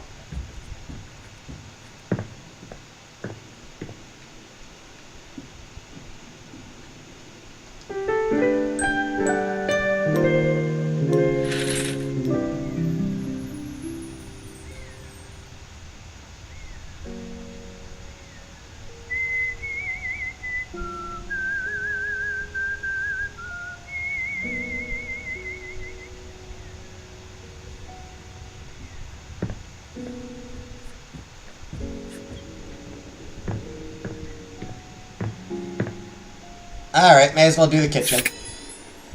Oh, I did speak with the dishwasher. I spoke with the dishwasher on Thursday. Oh, Stella, voiced by Nancy Linari. You met Stella, the creaky, perhaps a bit gullible staircase, who appears to be involved in a rather odd business.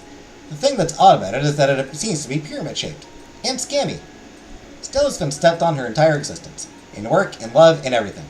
She just never really realized it till now.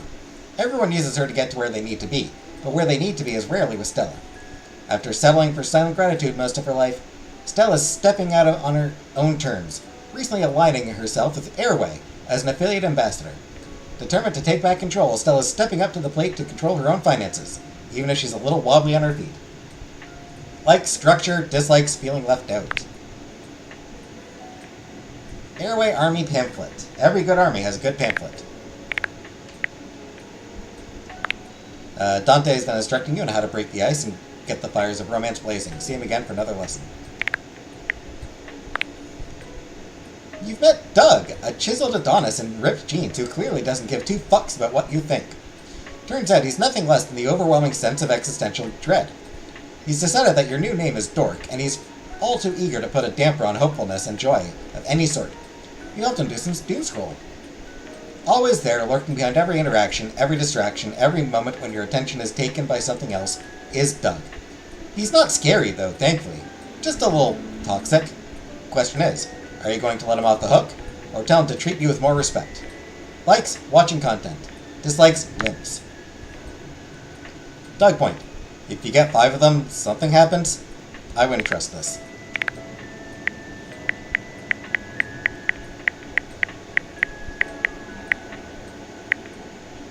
Yes, we did talk to Dishy, who is horrifying. I have to go pee and get more water. I'll be back in a moment.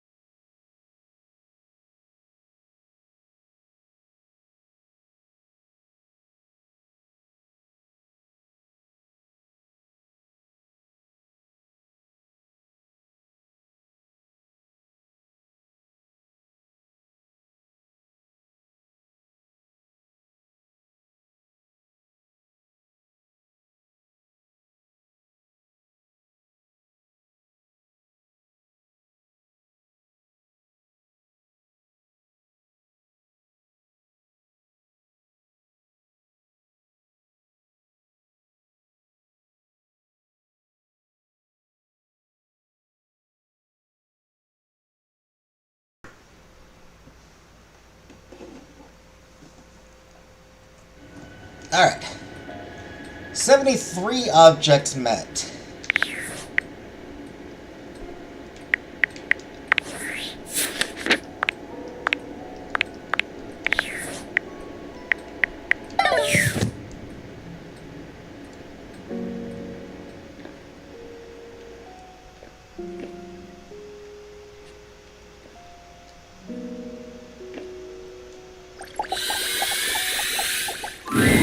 An armored soldier with absolutely haunted eyes claps you on the shoulder, his iron grip jerking you towards him before you've even had a chance to introduce yourself.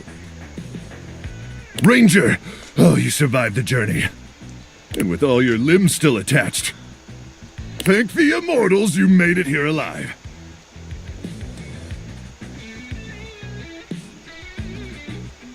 Yep, these limbs are stuck on good. I can see that. Very impressive ligaments. Good. You'll need all the limbs you can muster. He starts suddenly, clapping his hand to his forehead. Oh, and heck, where are my manners? Name's Nukem. Luke Nukem. Of course it is. look at you. So that's Sorry, like G.I. Joe. it's been a while since I've seen another face. It's your G.I. Joe image. Though it's more supposed to be a Duke Nukem parody. Except the faces in the walls, of course. They tell me to burn things, but I try to tune them out. Mostly because I already burned everything flammable weeks ago.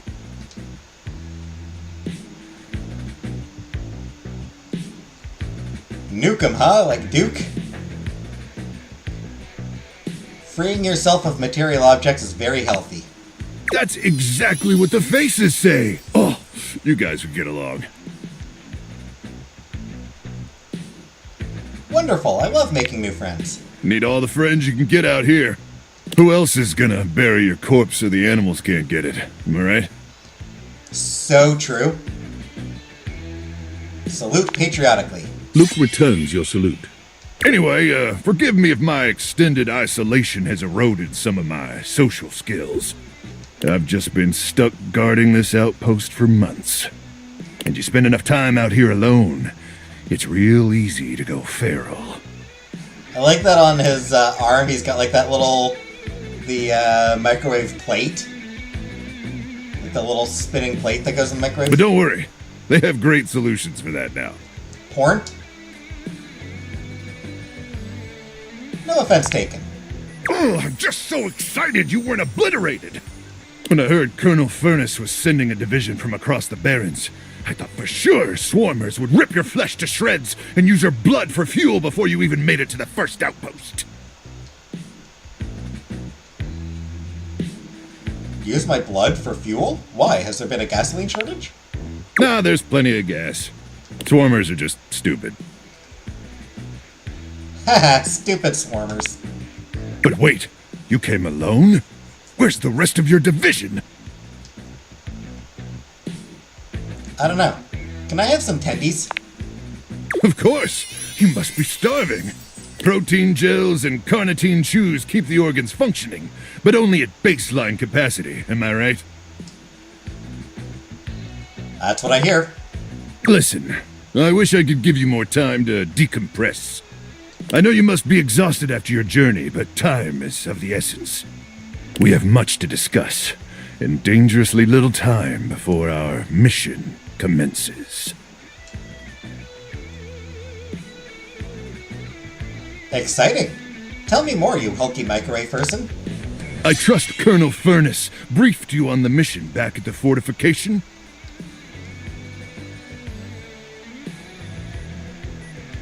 What's that have to do with my tendies? Absolutely, but I'd love to hear you retell it. You have such a strong, sensual voice. Why, thank you, Ranger. Here's the situation. I have, in my possession, a handheld electromagnetic device powerful enough to flatten the Barrens entirely. From Cape Death, to the Death Zone, to Deathtropolis, the Citadel of Death. He said colon? Brilliant. It's called the Magnetron. Here's an artist's rendering.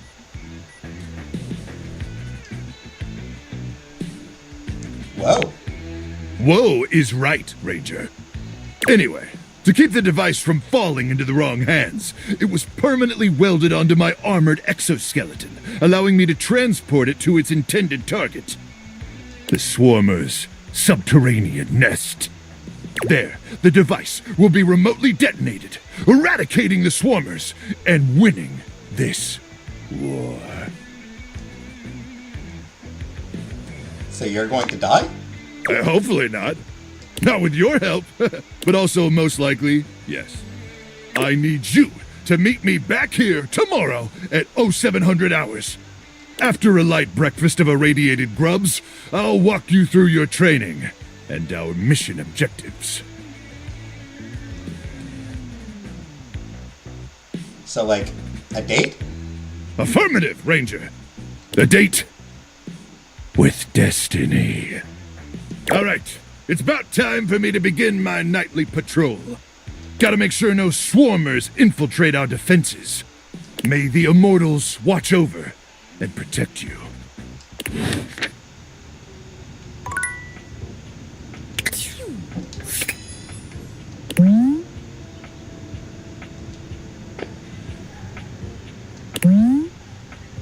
This upper cupboard is at least clean. You prefer to dish the dirt, not dirt the dish.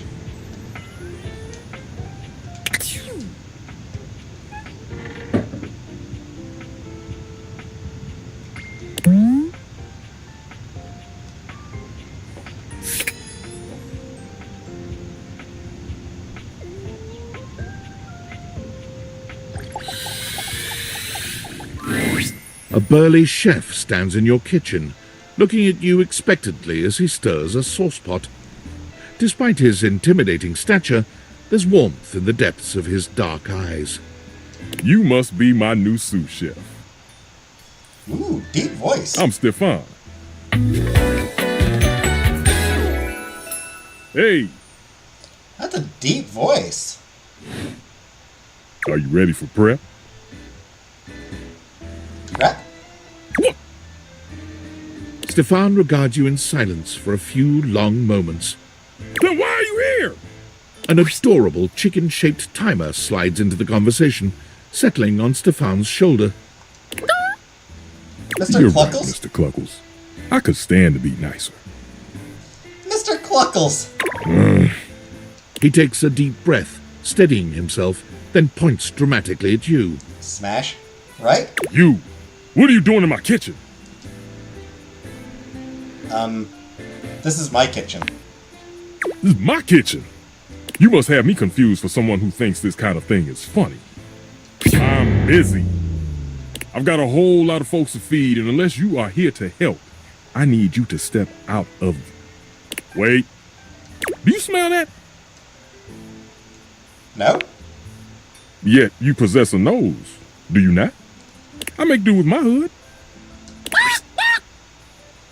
Yes. I'm preheated. I know. Thank you, Mr. Cluckles. Always keeping me on track. Unlike some humans who come in my kitchen just to distract me. Oh, it's a little chicken timer. That little chicken timer offers more help than you can imagine. He understands the type of establishment I'm trying to run around here. Are you okay? Only a human who doesn't understand cooking would ask me that. Cooking is life. It's not just food, it's your soul. Maybe one day you'll understand that. Until then, I'm wasting heat standing around here talking to you. Anyone ever tell you how rude you are? Well, of course they do. And they didn't know a crepe from a grape. So I couldn't give a damn about what they say. You know what? Fair. Wait. I know a crepe from a drape. Does that count? Go on, shoot. Okay, Mr. Cluckles. All prep should be done in 7.5 minutes. Start the timer. And go! Oh. Oh, sorry, dude. An egg timer in the shape of a rooster. So, a rooster timer. Yet, roosters don't even lay eggs.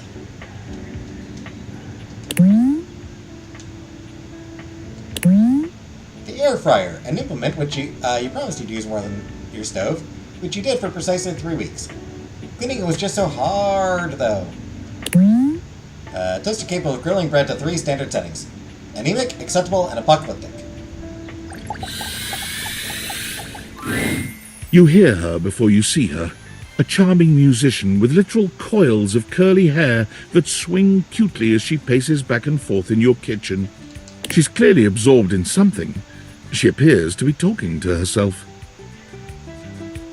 She is very cute. Ay, mira. Look at all these crumbs.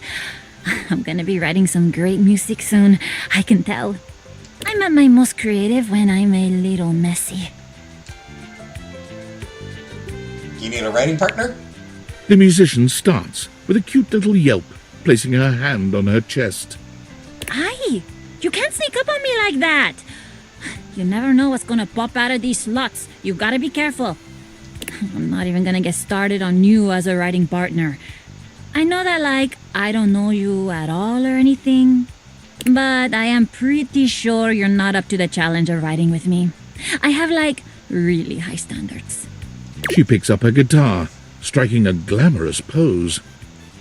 I'm Miranda Dulce Tostadora, lead singer and guitarist of Miranda y las Migas. Miranda Dulce Tostadora. Miranda y las migas. What does migas mean? What is las migas? Sorry, I just gotta look up las migas.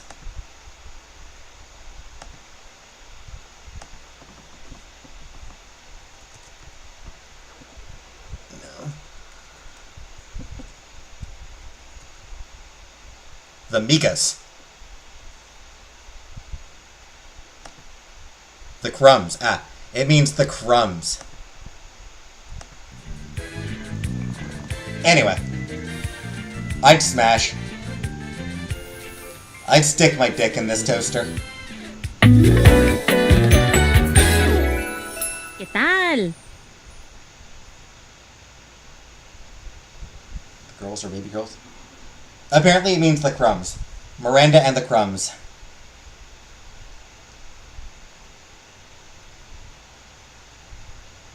Anyway, I would absolutely stick my dick in this toaster. We're the best musical group around here by a lot. And I really hope nobody takes that particular clip out of context. What kind of music do you play? All kinds. Pop, Gregorian chanting, barbershop, whatever we feel like. If that dial is on 7, then siete we go. Gregorian chanting. Gregorian chanting? Okay, I took a lot of hit from the migas too when I suggested this, but that cheese is so relaxing. For real, if I can't sleep, too hot and bothered, put on a little chanting, let my eyes just drift around the paint on the ceiling, and vamos. I'm unconscious in like 2 minutes. Just had a thought. Maybe I'll sing for you sometime. Ooh, I'd like that. If I'm lucky. And you would be lucky too. I'm really good. Just stay on my good side. ¿Me entiendes? Oh, and obviously, if you like neat toast, I'm here. Okay, busy, sexy little tostadora with a gig coming up. Time to make the toast. Hasta luego. I like that she called herself sexy.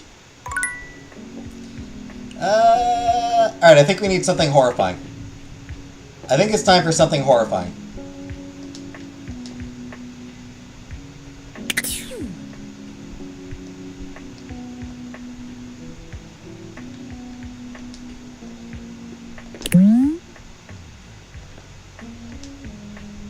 Huh.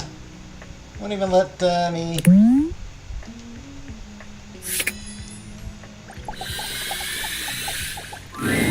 You're used to seeing mostly people-shaped objects with the Dateviators, but clearly the sink-headed figure before you is, well, not like the others. Horrifying!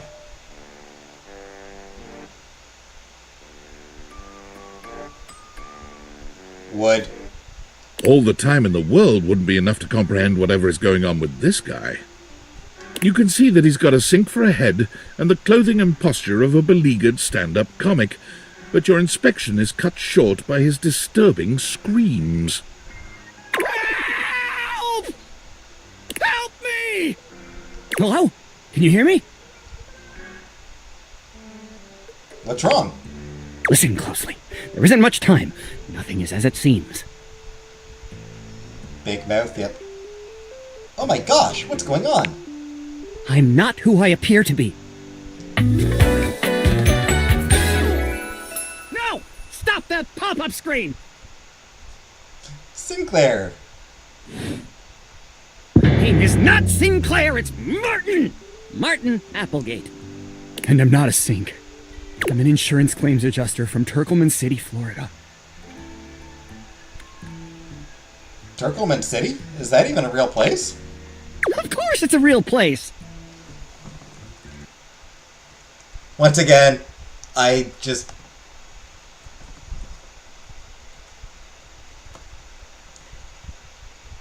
Not Turkoman City. There's a Turkoman. Turkoman City. Do I look like the kind of guy who would lie to you? I mean, what do you want me to say? You're a talking sink. No! That's just what she wants you to think. She? Who's she? Allow me to explain. Apparently Turkoman City. Not Turkle, but Turco. A strange creature that looks and sounds like a soapy little dog jumps up at your legs, yapping and barking. Ah, get it away, get it away! Down, Sudsy, down! Keep your bubbles to yourself, you little devil. Get it away. Trey, Sudsy. Go to your tray. Sorry about that. Before I begin telling you my tale of woe and Temples Shirley. Temples Shirley. Let me let Sudsy out, okay? When he gets like this, I just get really flustered.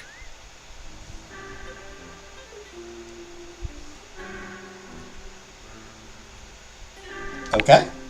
Okay, bye! Think you next time!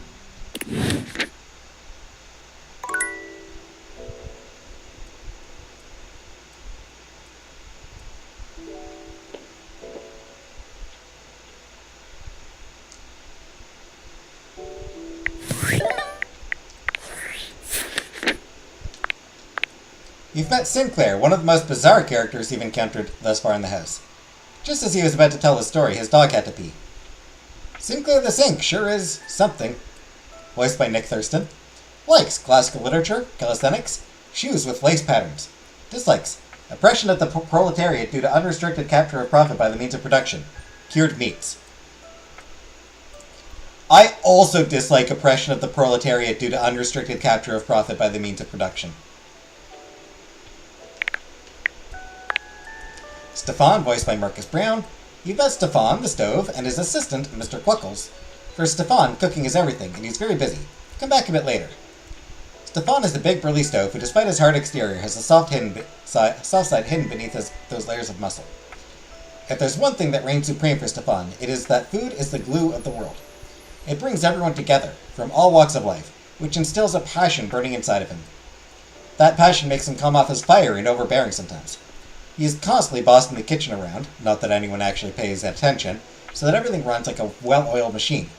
However, behind that veritable wall of fire is a stove who simply wants to provide joy to all those around him. Likes cuisine, care, high standards, dislikes insincerity. Mr. Cluckles, top-tier character.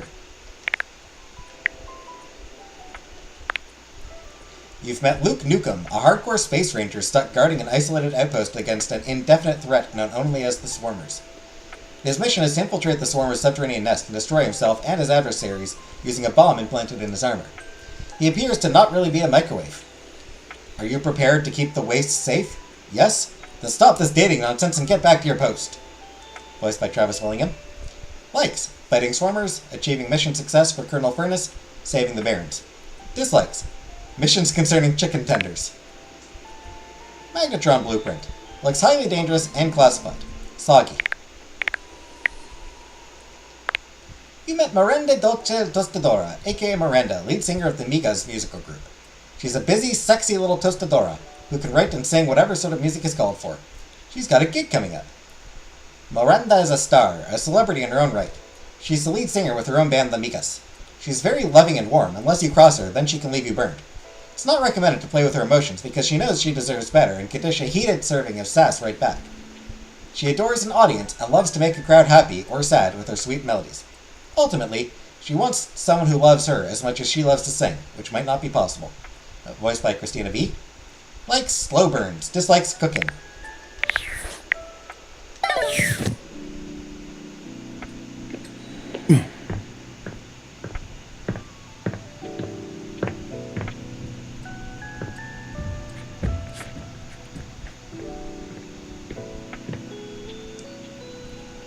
Alright.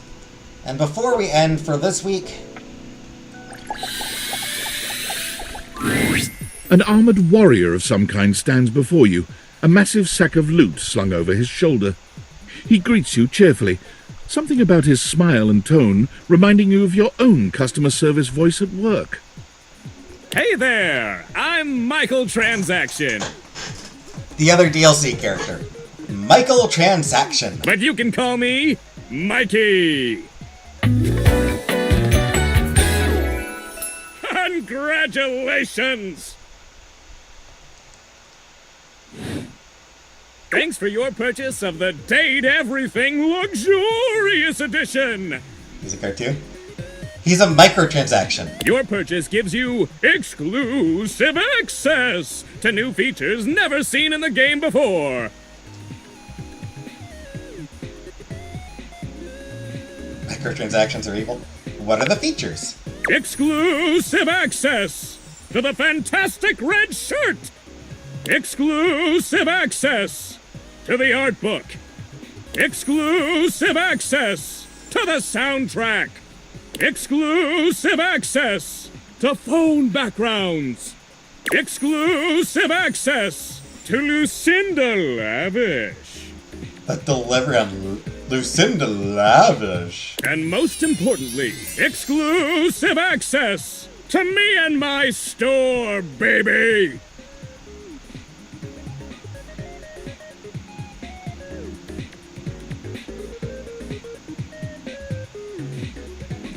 I think we'll be good friends, Mikey. Mikey likey. Unlocking access to me means that you gain access to the Date Everything loot box. Each day you can pull me up to 5 times for my extreme bonus armor. Do I need armor in a dating sim? This armor is so powerful that it can raise your spec stats, meaning that you can blaze past huge portions of this game on your path to 100% completion! Sounds great, I'm in. It is a blast, baby! You can pull for my common boots of true presence. They have a high chance of being pulled. Or you can pull for my epic gauntlets of stardom. They have a small chance of being pulled. Or you can pull for my legendary cuirass of unwavering magnetism. This extremely rare piece of cosmetics has a tiny chance of being pulled. But it does exist! Trust me, I'm regulated by several gaming boards. Ooh, I'm looking forward to getting these. It costs a mere 8 brundles for each pull. Brundles are a special kind of currency that you have exclusive access to. How do I get brundles? Good question. In order to get your hands on some brundles, you have to spend money. You get 5 money per day. Save up for big pulls. How do I get money if I don't have a job? You're asking those thinker-type questions. I love it. And I always have a great explanation. So... Oh! Well, you said money with no capitalization. That's totally different from money with the capitalization. You have very little money. But just by being at your home, Valdivian pays out its employees 5 money per day as a way of saying thank. Thank? Do you mean thanks? Yeah, that. Come by when you've saved up enough money and pull me, baby!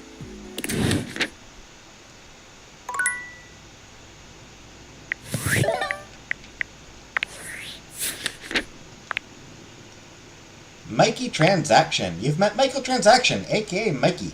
Because you purchased the Luxurious Edition, you have access to the Date Everything loot box. You can pull them up to 5 times a day in order to gain bonuses to your specs points. This will help you on your path to completion. All you have to do is save up money to spend on brundles, which you can then use to dip into the loot box. You get 5 money per day from Valdivia. Mikey is a bubbling creature of positivity and energy. He wants to help you expedite your process of dating through a simple game of luck. Should be harmless, as long as you have money to burn. Heck, you paid for him, so why not enjoy? Likes, increasing stats, family time, delayed variable responses. Dislikes, Stacy. And voiced by Max Middleman.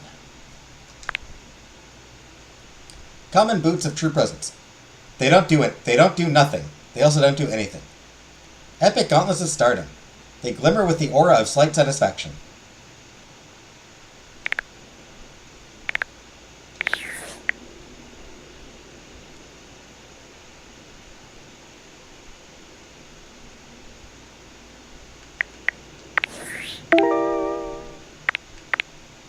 Oh, atop the washer strides a flowery fellow with flair. Tyrell said that for big spill jobs, he works with Washford and Drysdale. Gaia thinks you should get more anime merchandise. Anime seems to be all the rage these days. Did you cover this myth is Throne on a Throne? Gaia didn't want to make any blanket statements about anyone. Need to clean jeans? Find this machine.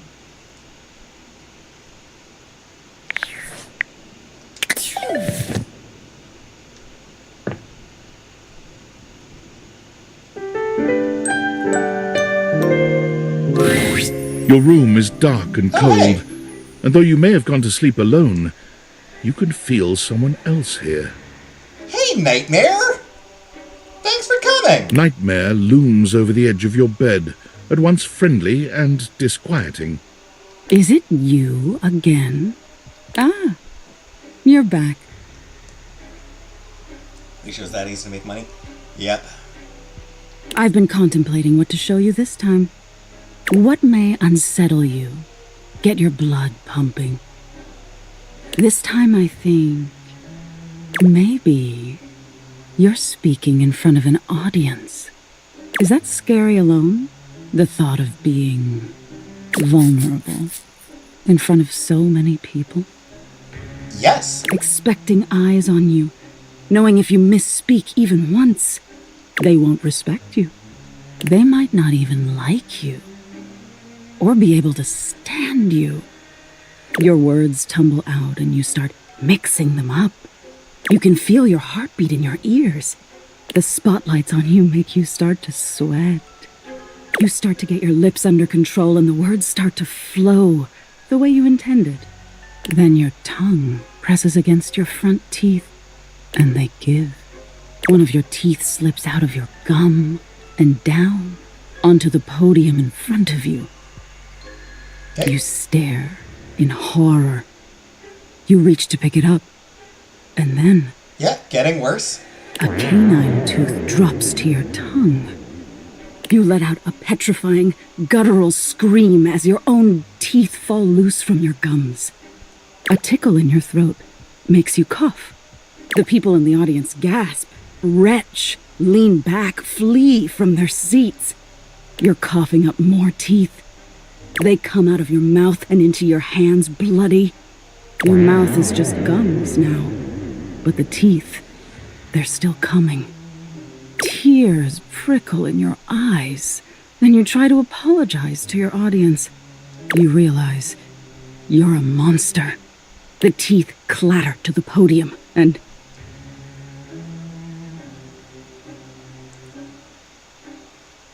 Hey, cut it out! Did I get you?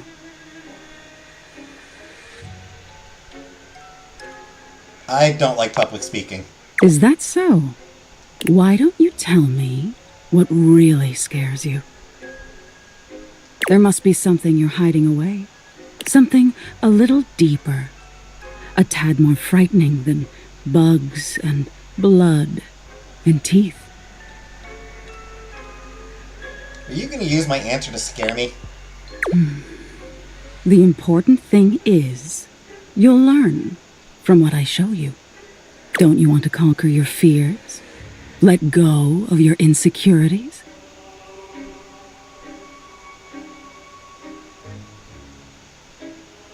I'm afraid of abandonment. Interesting. We've all lost someone, haven't we? But for you, it's not losing the person. It's being left that's terrifying. Nightmare takes a few steps back, beginning to fade away as the room grows lighter. It must be getting close to sunrise. Thank you for being honest with me. I will have to think about your answer. Good night.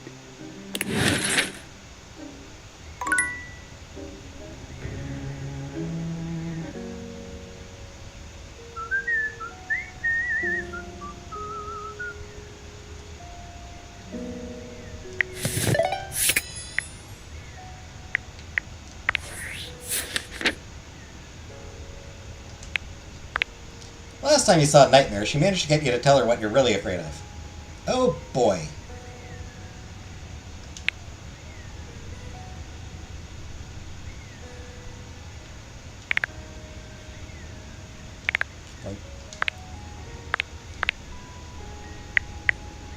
How do I meet Wall?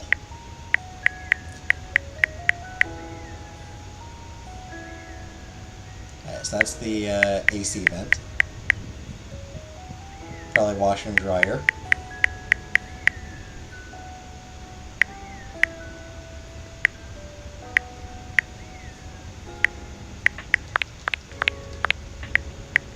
So how many do I know how to meet? 1, 2. Pretty sure I know where he is. Definitely know where she is. These two I'm not sure about. Not completely sure I know where he is.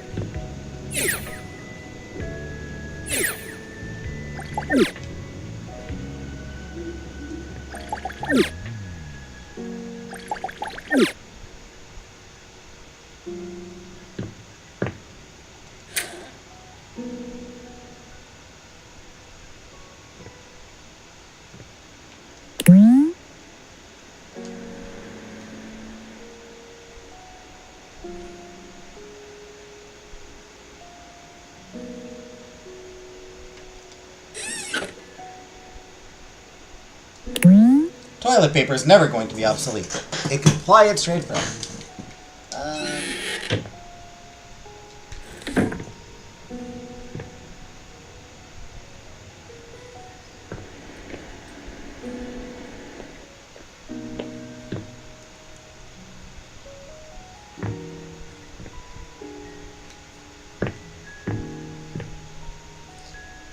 Alright, let's meet the washer and dryer. An acrobat in bright orange evaluates you with a smirk. His hair is streaked with grey, and there's a twinkle in his eyes that tells you this guy is definitely going to keep you on your toes. Well, hello there, new face. I may be quite excited to meet you. Yes. Drysdale. Socks stuck to him. Or socks. You may be excited? I have a voluptuous suspicion that may be the emotion I'm experiencing. Yes.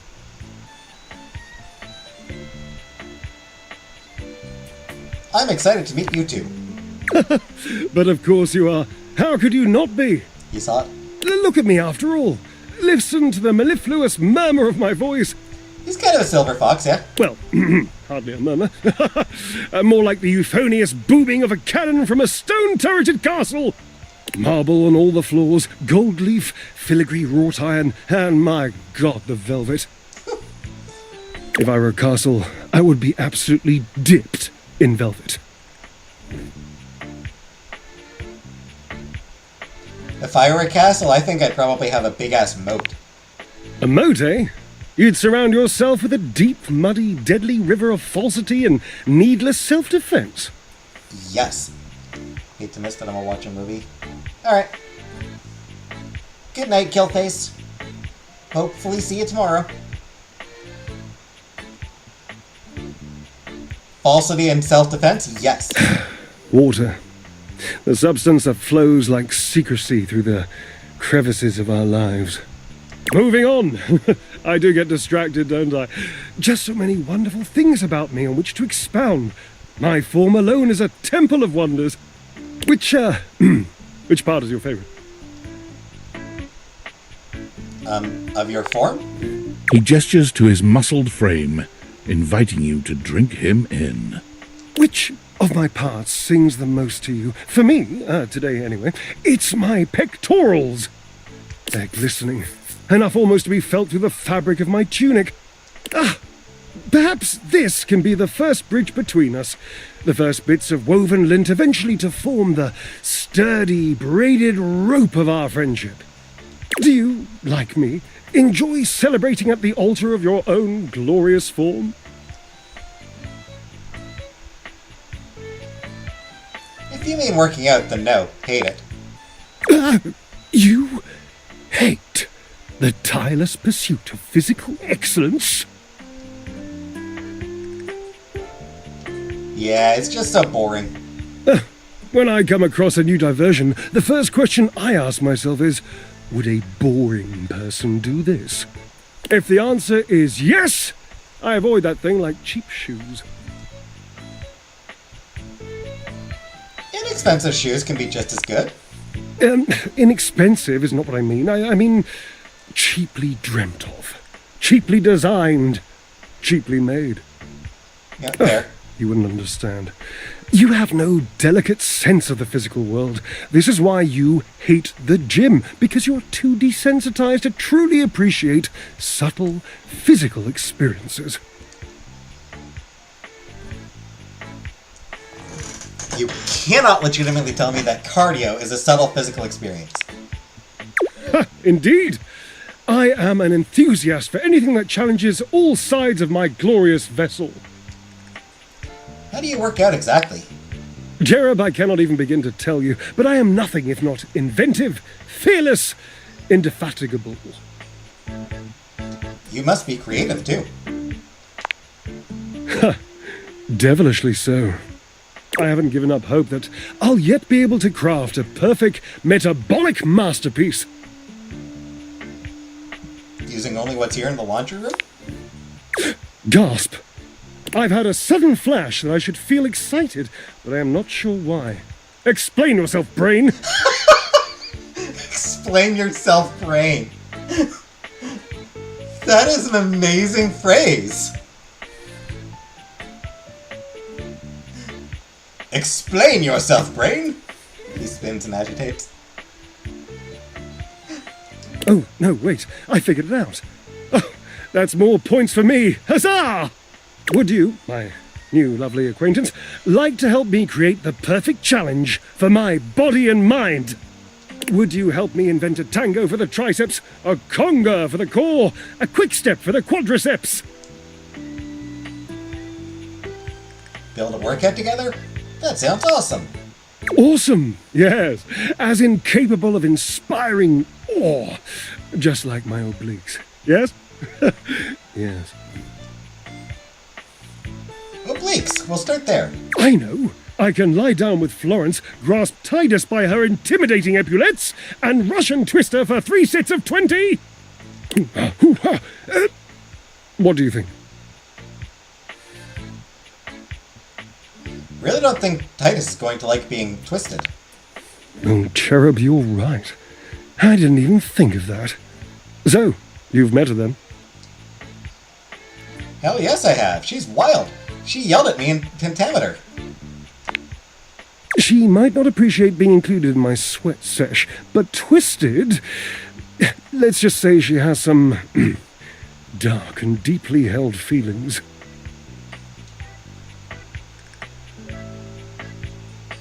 I think maybe I'm afraid of her now, a little. Yes, darling, yes!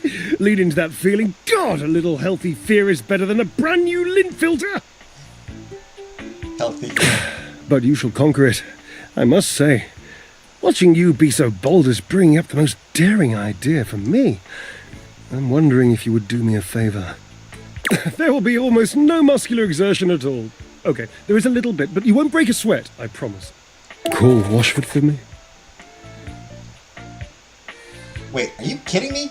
You're physically on top of each other and you're not talking? Yes, obviously. If you were genuinely far away, this would be so much less torturous. But as it is the stuff of pure drama.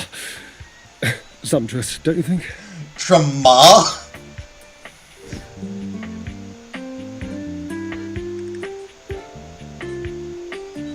I can't believe I'm doing this. Washford!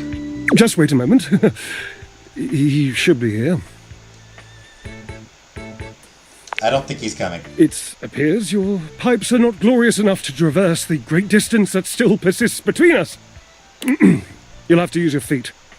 Not as glorious, slightly floppy really, but hopefully effective. Have at it!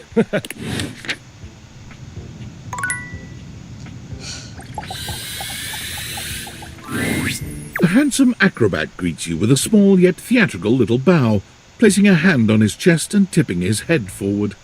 He has the aura of a veteran showman, but he doesn't look particularly pleased to have you as his audience. Greetings, weary traveler.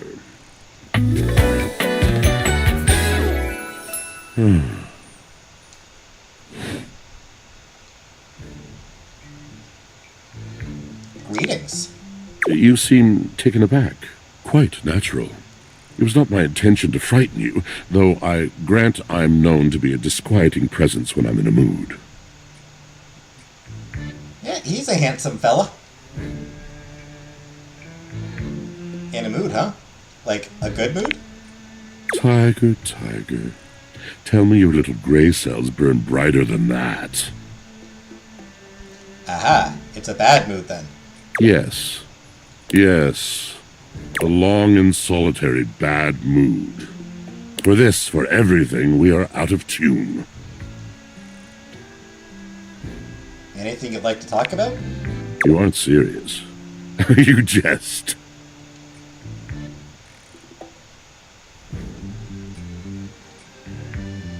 No, I mean it.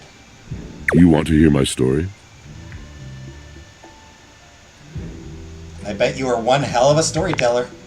I am a servant to the drama of the heart. Another involuted inanimate. See? Like that. You just speak so beautifully. I have to. It isn't something I chose. I'm intrigued. I am awash in the scurryings of lives. Countless lives. Countless stories. I am filled with water, the fundamental state of all things. Water, the tears you cry when you are born, when you are made, when you are broken.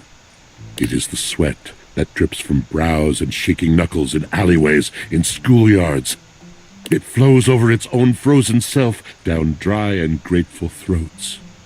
It drops from noses in blazing sunshine onto lemon-printed bathing suits. It is the wellspring of ancient secrets, held in rough clay bowls. I am surrounded by it. Water is pretty neat.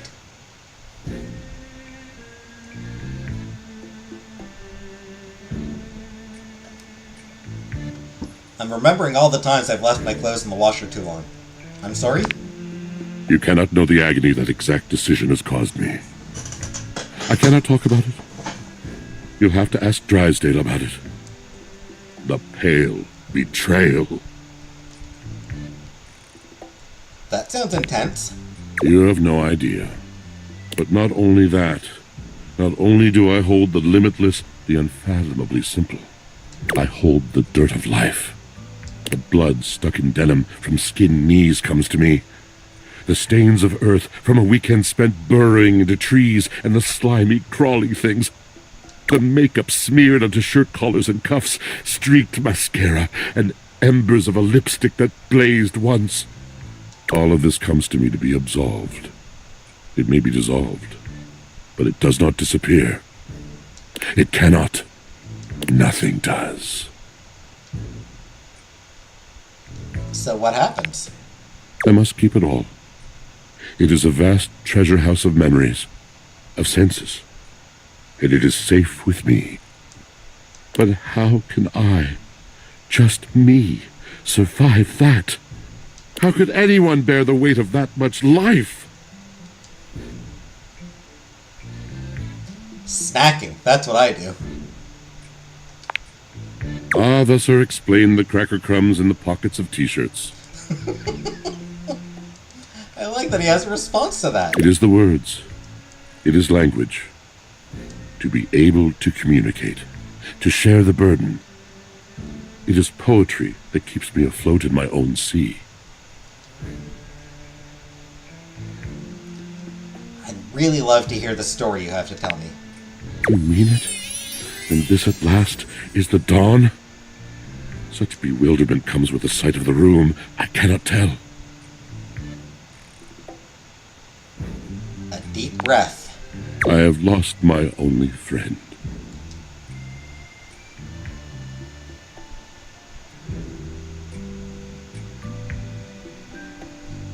Nod sympathetically, purse eyebrows sympathetically, sigh sympathetically. Nod sympathetically. He gazes off into the distance, something clearly weighing on him. His eyes narrow for a few moments, and then he sighs.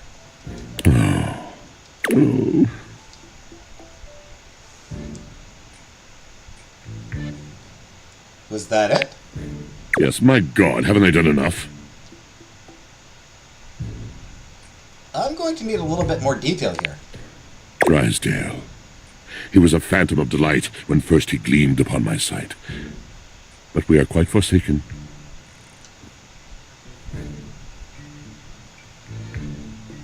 Forsaken how? We were a duo.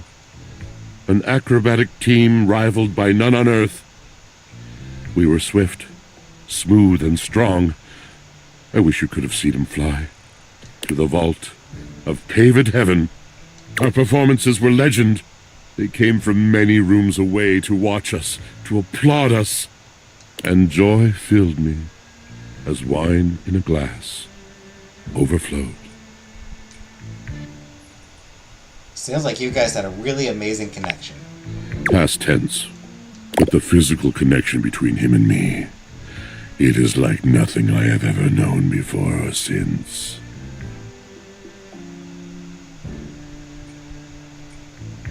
The Yowie girls are interested. I could really go for a glass of wine right now.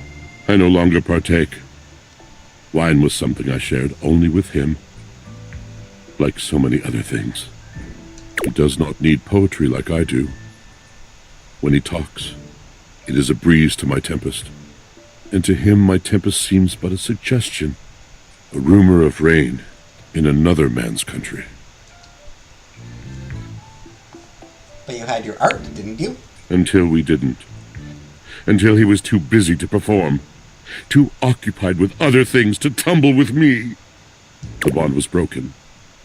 The bright cord severed. He abandoned me. And when he was finally ready again, I was unreachable. Locked in my own chignon.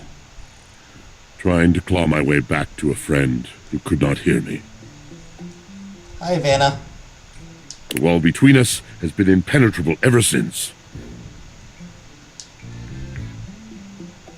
I'm starting to see why you two haven't talked in such a long time. Yes, it's been years. As I said, traveler, a long and solitary bad mood. All moving things come to an end. A knotted willow. I miss him every day.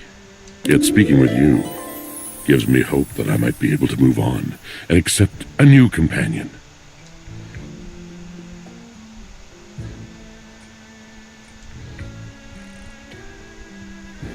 Don't worry, these things have a way of working out.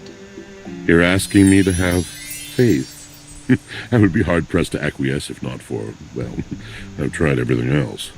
Thank you, sincerely, for listening. It has been so long since anyone has stopped, has heard me.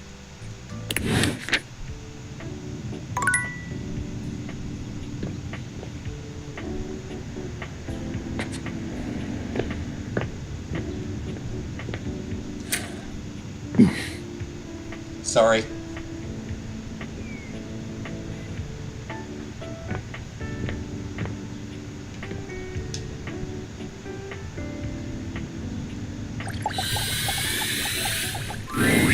The frazzled figure standing before you has the sort of overworked and underpaid co-worker energy you've not seen since you started working from home. She's cute. She startles when she sees you looking at her, dropping a number of office supplies clutched in her arms. Oh my god. You can see me? You can see me! Oh my god. You've walked by me for so long without looking at me. Office Romance Magazine was right. Maybe this really is my year. Office Romance Monthly. You're stapled to each other, but isn't healthy. White out your exes. 5 ways to keep that typo out of your life. 7 tricks to keep your love from drying out. Permanent and dry erase solutions to a relationship.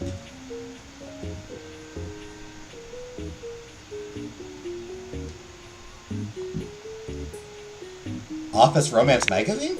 Oh yeah, it's the leading publication on office romances for office supplies. It said my love life was totally going to be on fire this year. And fires, as we all know, are a very good thing. Are they? Oh gosh, listen to me babbling at you. You don't even know my name. Probably a good place to start. Yes, yes. I'm Penelope, and I'm your office supplies. Yay!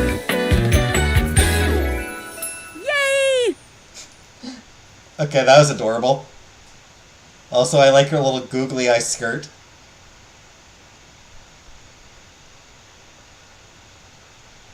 Oh, she's rocking that outfit. Which, boy, let me tell you, you sure haven't used those in a while.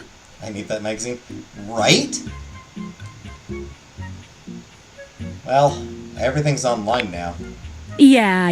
But it's great that you're here, though, because now you can bear witness.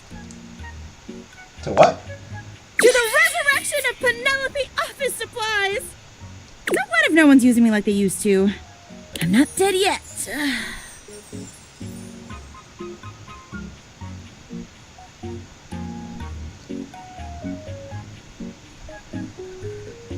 You're too cute to be single. Hell yeah! Wait. What? It takes a few seconds for your compliment to register with Penelope. A blush overtakes her face from chin to forehead, but she quickly shakes it off. That was a really funny joke you just said. Anyway, your daily motivational office quotes calendar put it best. Your most important work is always ahead of you, never behind you. Stephen Stovey. Now, what do you think that means?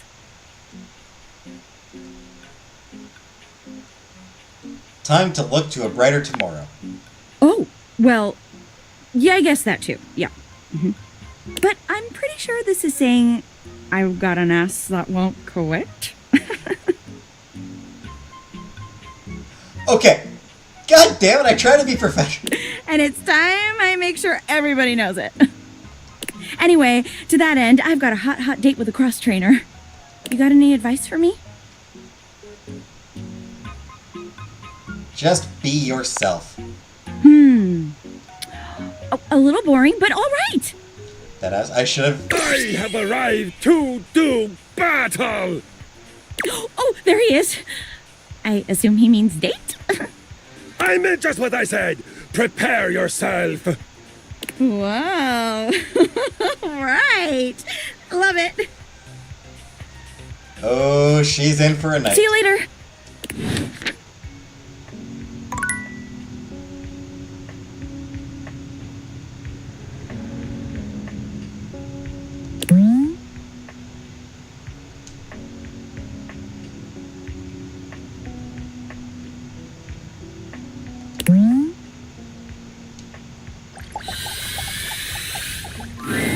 You've never been ashamed of your interest in tabletop games, but ever since you stopped seeing people, you've spent far less time role-playing than you used to.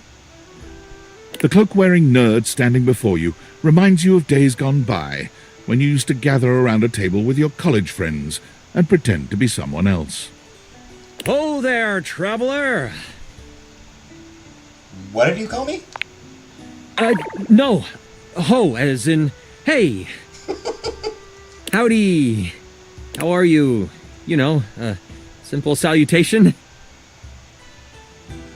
Oh, well then, a good day to you. Ah, that's the spirit. I'm Chance, your D20. The mysterious cloak comes off, and you see the friendly face beneath. Welcome. Taking a tiny respite from the drudgery of work?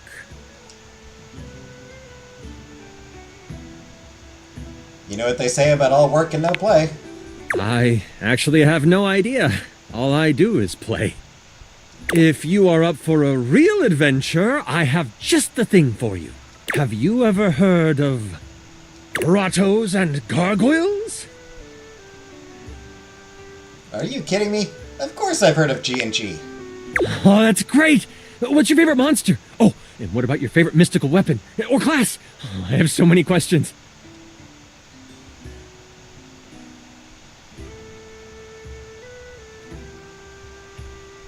He's a player? Yeah.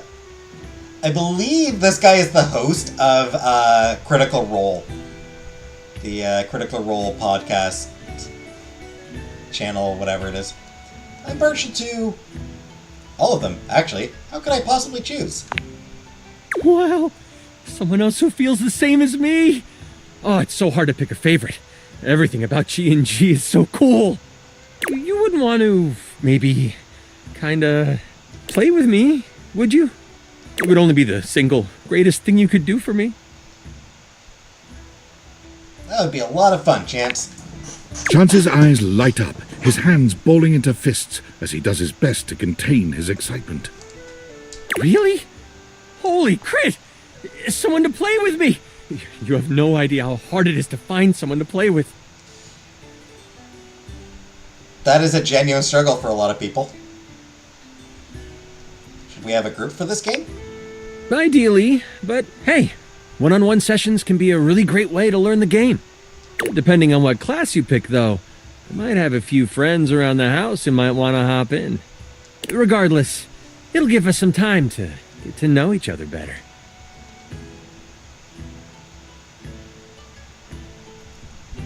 One-on-one? I like those odds. What do we do now? It's time to get you your character. All we have to do is choose your stats, your powers, and your weapons. Then your armor, your lineage, and your gargoyle gauge. Although I might leave that out for this first character. It's an optional setting. See, you can have a portion of gargoyle blood running through your veins, which lets you... I don't know, this sounds right up my alley. How about you let me make your character for you? I know the game inside and out, and you can just show up and play. You would do that for me? You're the best. Oh, I'm so excited. You have no idea how much fun we're going to have. I'll even build the session based on what class you pick. What are my options? There are 3 classes I can get rolling for you. All of them are awesome, but they won't be too much of a challenge. My Garg Raider I was going off? I'd suggest the Troubadour, the Guardian, or the Enchanter. So, Bard, Fighter, or Mage? Which one would you like? Can you explain them to me? Sure. Let's start with the Troubadour. Loved by the locals for their wit and their voice, this magnificent magical minstrel can change the outcome of a dire situation with a simple tune. Dardar? And with a liar by their side, this slick and seducing stupefier is sought after by those who wish to trade both coin and secrets for songs. Don't be fooled, though. The Troubadour can hold their own. They are a healthy hero, able to take hits with the best of them. That is not true of any bard in any game that has ever been developed. The bards are always the worst class. What do you think about the Troubadour? They sound awesome. What about the Guardian? The mighty Guardian. This sword-wielding warrior of light and all that is right vows to protect the citizens of the realm. This is one beefy class. While this particular participant can pack a punch, they aren't the smartest of the classes. If there's a problem, they will try to solve it by punching. It isn't a bad thing, though. A well-equipped Guardian can take down the most vicious of gargoyles. Their fighting record is just as shiny as their armor. Thoughts on the Guardian? Strong and shiny, that's the one for me. You know, I'm still not sure. What's the last one? The Enchanter. The magic-slinging specialist who calls on charms to complete tasks. Shrouded in secrets and itchy cloaks, the Enchanter is a master of the far-off flaming finger. They are a bit more delicate, opting to avoid obvious agony by staying further back from the brawl. I don't think they aren't good at busting heads. They can spin spells to soften the toughest heel troll, or even summon a sidewinding slipper snake. How does the Enchanter sound to you? I do love me some magic. I'm gonna go Troubadour. Troubadour is the class that allows me to seduce people. None of them sound as cool as the Troubadour. I'm so excited! The Troubadour. A fantastic character to start your adventures with. I hear that Dasha wanted to roll with a Guardian if someone was playing Troubadour. Hey! If you two know each other, I'll invite her. When do we get to play? Now that I know who you want to be, it'll take me some time to finish building out the session for you. Give me a day? I should be ready by then. Anything before that, and it's a bit dicey if I'll be ready or not. Sounds great. I can't wait. Haha, me neither. Oh, it's been so long since I played. I'll see you then. So me and Dasha, I'm gonna get to play alongside Dasha. This vent ensures that the objects in the office are just as dusty as the rest of the house. You see a pair of hands sticking through the air conditioning grate, and the barest suggestion of someone's eyes, but no more. Ah, here you are. You see, isn't this nicer, this meeting me here this way? I have to apologize for the way I acted before in the attic. I was unprepared. I was so surprised. It was quite shocking to see you there in space that is so private and usually so safe for me. Nobody comes there, you see. Truth be told, I quite like it that way, although it has been a fantasy of mine that you would come. Just not then. Not yet. We will get there, I think. I hope.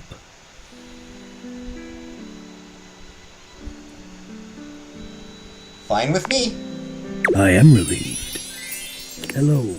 I am Hector Valentino Ernesto Condicionado. At your service.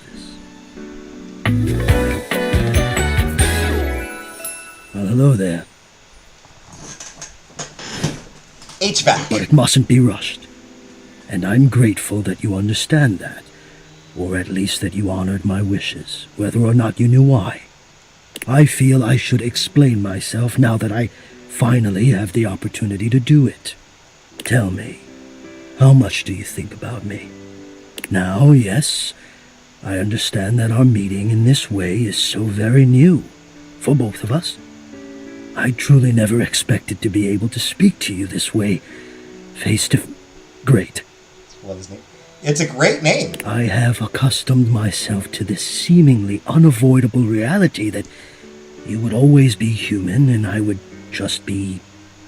this.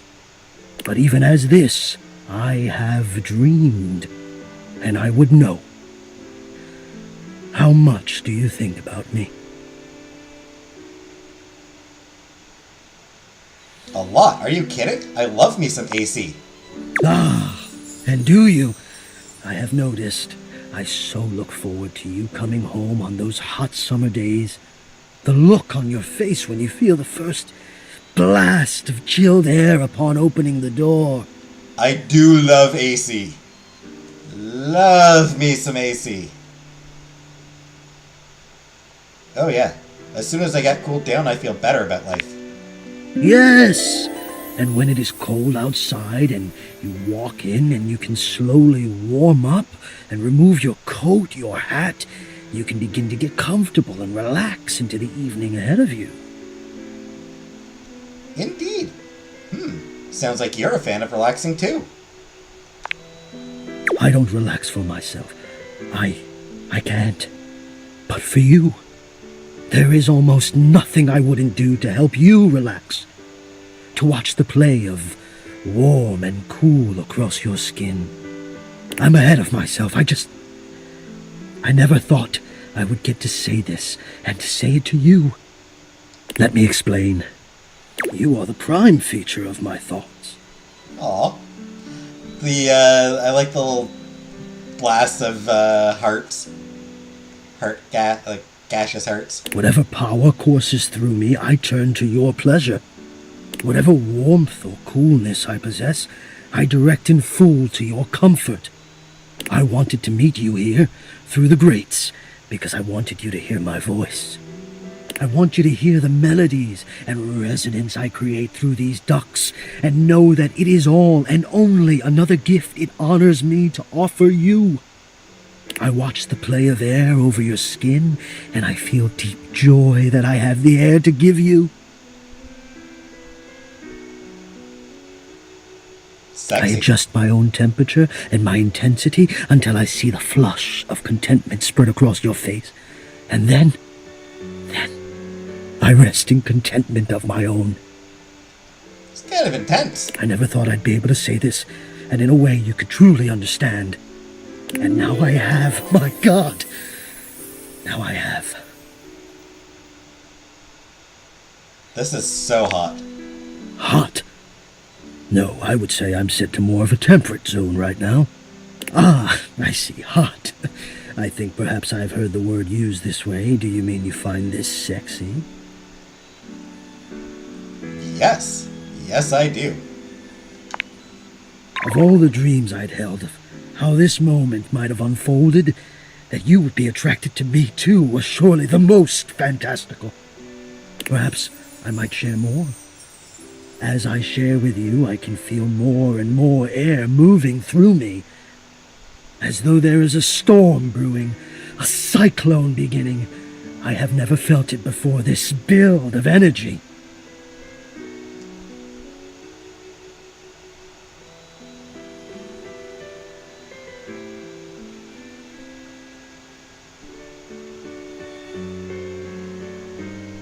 That's called being turned on, Hector. I wonder sometimes about how I knew it was you. What was the moment? What was the sensation that told me you were it? I can only ask this of myself, of course, but I realized that it was how I felt around you.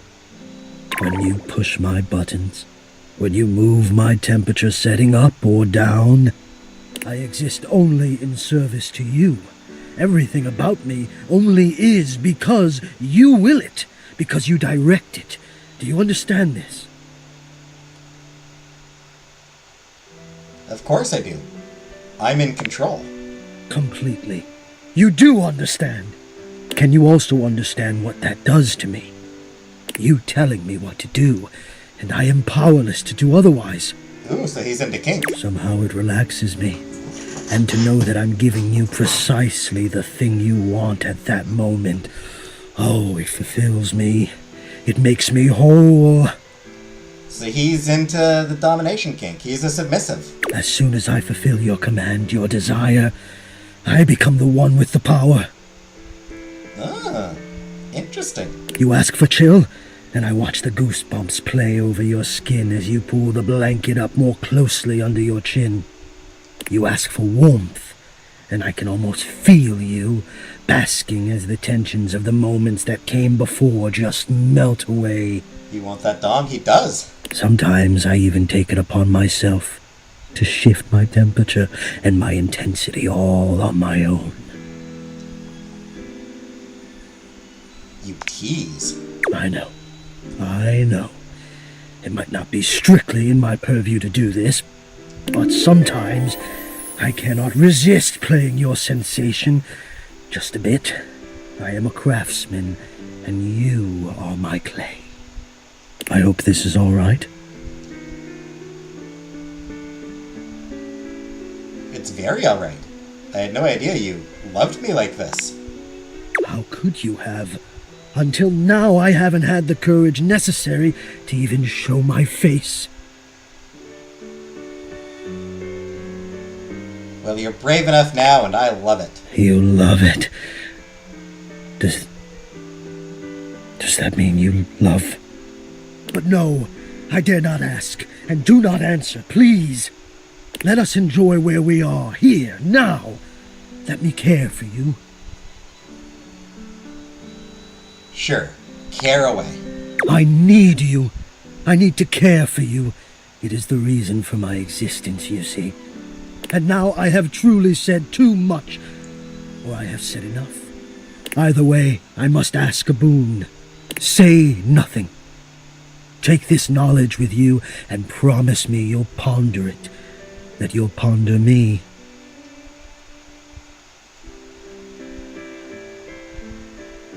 Only if you give me something to really think about. You delectable tease. Think about this, then. A warm breeze whistles through the grate above you and trickles downwards to caress your exposed arm. The warmth rolls over your wrist, up the inside of your elbow, around the back of your shoulder, and slowly, very slowly, up the gentle slope of your neck. You can feel the breeze desiring to embed itself in your hair. It is the perfect warmth, the perfect strength, and your eyes softly flutter closed. Ponder that.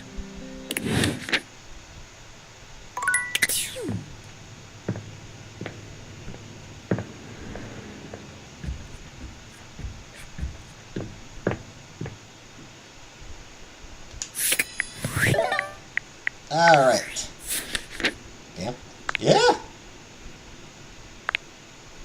Voiced by Christian Navarro.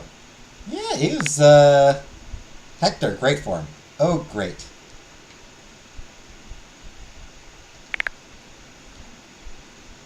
You tried to speak to the thermostat, but no one was there. You've met Hector, who became utterly flustered when you arrived, and immediately asked you to leave.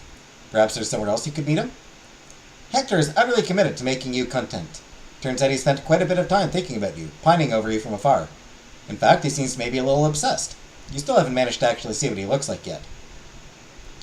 Hector doesn't want to share anything about himself. He seems to be a difficult one to get to come out of his shell. Likes the complex taste of exquisite yearning. Dislikes himself. Aw, Hector. Penelope, voiced by Amy Carrero. You've met Penelope, a frazzled, overwhelmed collection of office supplies. She's off to a date with the rather hostile-seeming Christoph, the cross-trainer. Poor Penelope, unlucky in love and eternally searching for that perfect special someone. But with such a huge array of dateable objects, love is surely around the corner. Or around the kitchen. The attic? Outside? Likes inspirational quotes, taking pictures, pizza. Dislikes not being seen. Office Romance Magazine, read by only the most up-to-date day planners. Jets. Matthew Mercer.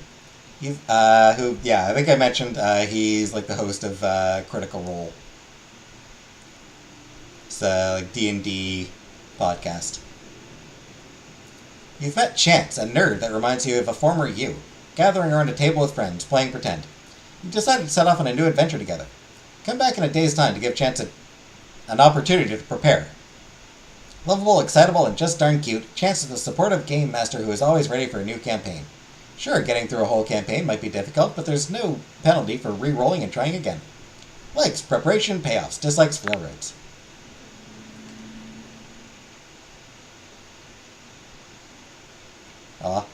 The Enchanter has more bits.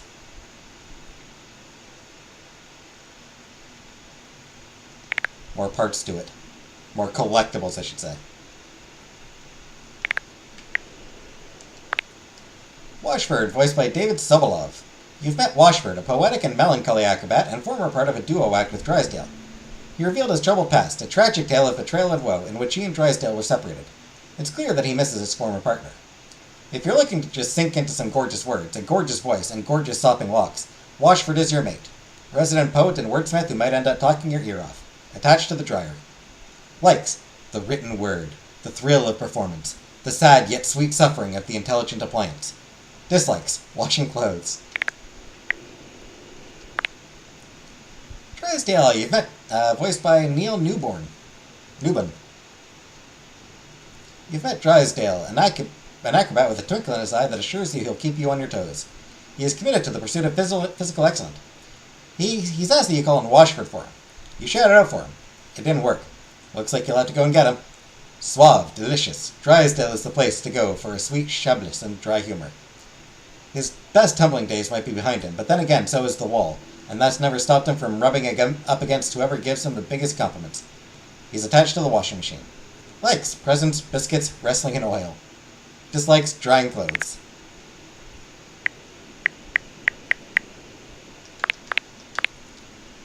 So we've met 83. I haven't met the wall yet. I have no idea how to meet the wall.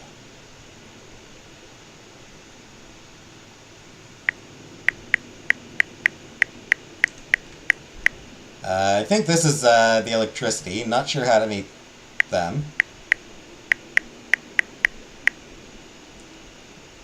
Matt, I know where he is. I know where she is.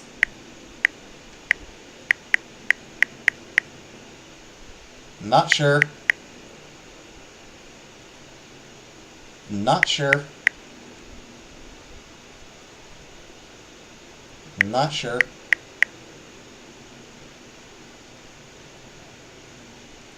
Don't know. The wall is behind Drysdale. Maybe, yeah. Not sure. Don't know. I think I know who that is, and I know how to meet them. It's just going to take a while. Know where she is.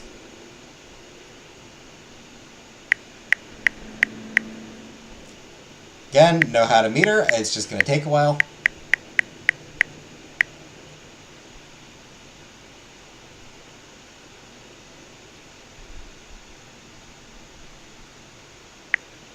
No idea.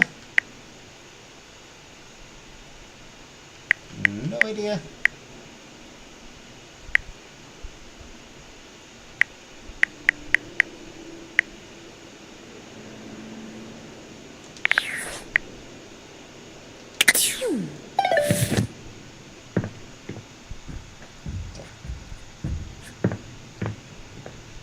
So yeah, there's still the board. I know there's still that board there.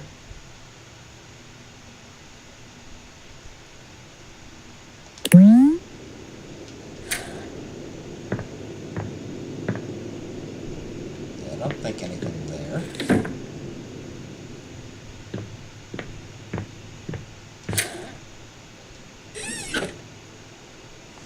The first aid kit.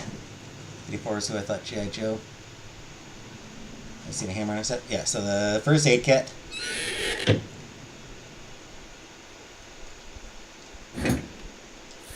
You stay off.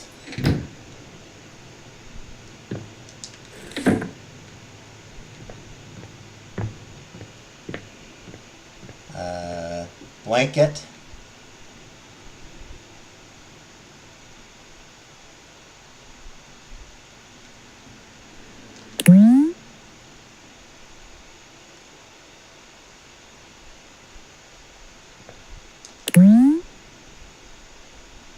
There's a fire here, the windows release and jump out. I'd imagine that.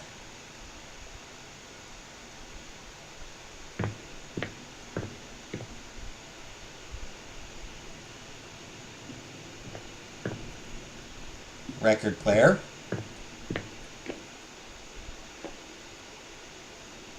Bartender.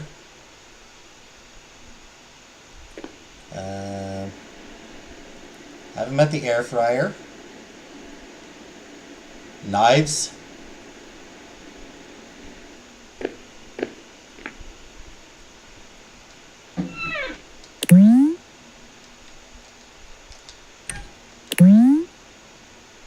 Cereal, ideal for breakfast and when cooking dinner sounds like work. So that, presumably. Once I get that open with the bobby pin.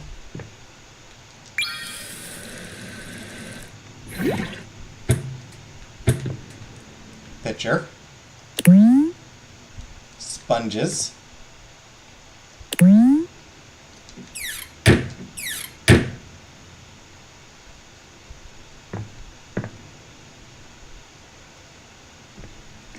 Alright. Utility closet and upstairs hallway.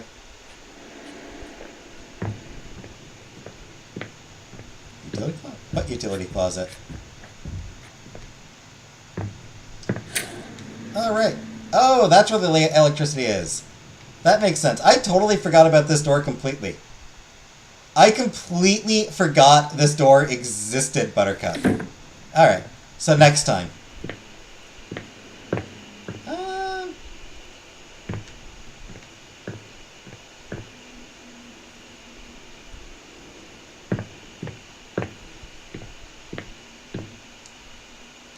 Nah, I'm gonna call it a night.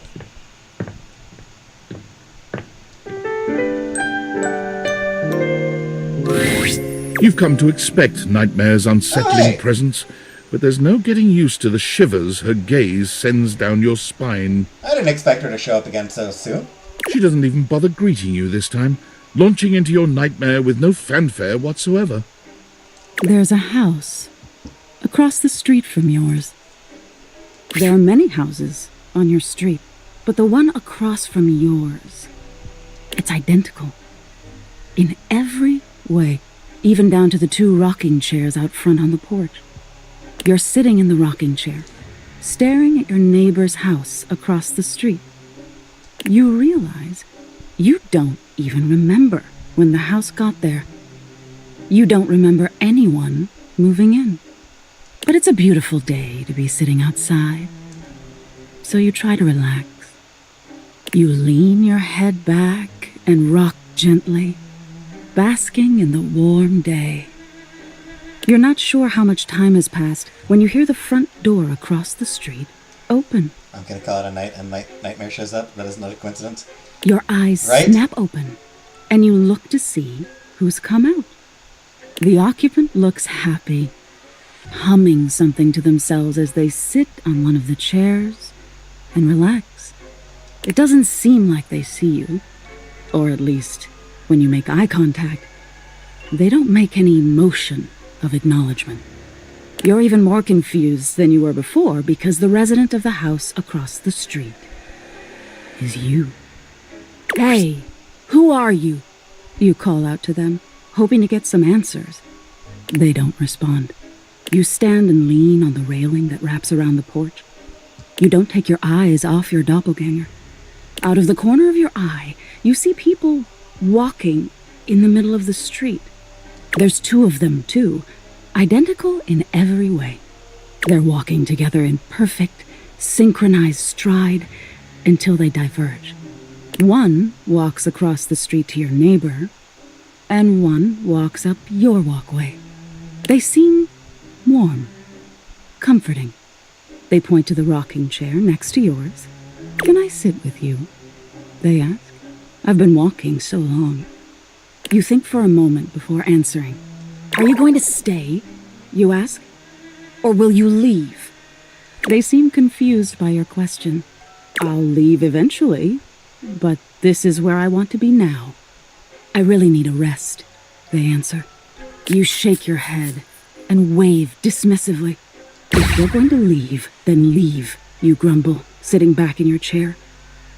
They look disappointed by this, but do as you ask, and leave. You see them walk down the street the way they came. You look back at your neighbor across the street and see they're sitting next to the stranger who walked up to them. They sit and chat, laughing and giggling, occasionally glancing towards your house, but always returning back to each other. You feel anger start to burn in your chest. You try to soothe yourself by knowing their stranger will leave. They won't always have something you don't. You'll end up the smart one, the one left with a heart intact. As you watch them, they start to change. All of a sudden, they look older. Gray starts to come through their hair, and crow's feet appear by their eyes as they laugh and hold each other's hands. You look down at your own hands, seeing your own skin wrinkling. No, no, you say to no one. Wait, wait! You feel your strength drain and your heart slow. You start to claw at your skin, at your clothes, at your thinning hair.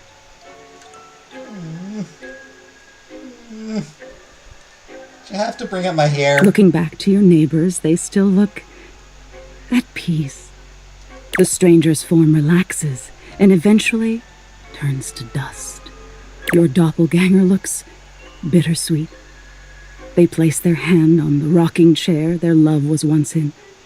Then they look across the street at you. They see you now, for the first time, and they smile at you. You look down as your finger falls off your palm. Your body starts to violently disintegrate, in chunks instead of dust. No, stop, you scream. But it comes out hoarse and broken. I didn't mean it. You feel something strange in your neck and a sickening crack. Your head tumbling to the porch. Your body breaks into pieces as it falls to the ground. Even detached from your neck, you can see your doppelganger neighbor on their porch. They don't fight it. Their body just slowly stops existing. They don't need any more time here. They got the love they were waiting for. Even if their love left before they did, it was still love. All right, I get your point. Oh, you do? What do you think the point is? That my head is going to fall off my body and this whole dream thing is stupid. That love is worth having even if you have to risk being hurt. That's exactly it. Being open to love is such a vulnerability. But isn't it worth it to be known and loved? We'll always be alone at the end of the day. We can't change that. I better not have any bad dreams tonight. But we can decide whether we've been known and loved. Now get some rest. You deserve it. Well, thanks, Nightmare.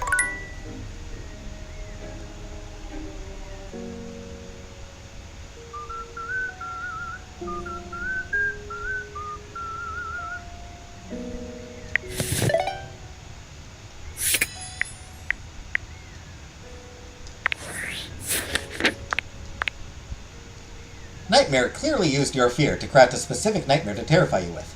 However, she appears to be trying to teach you something using your dreams as metaphor.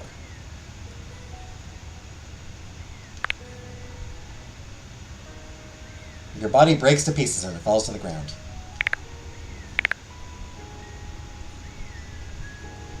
So we got 19.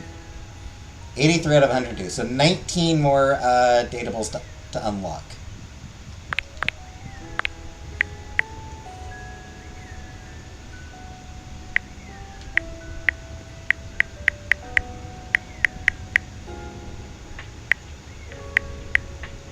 So next time we'll be able to get those two. Him, her.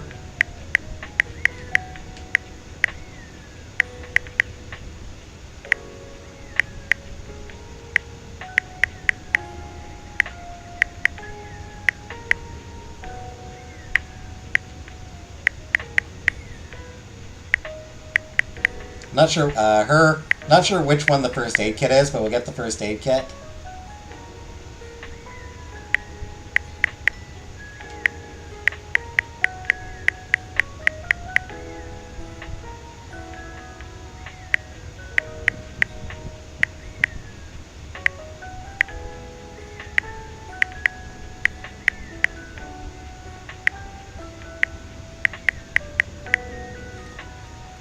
So I know 5 for sure that we will get next time.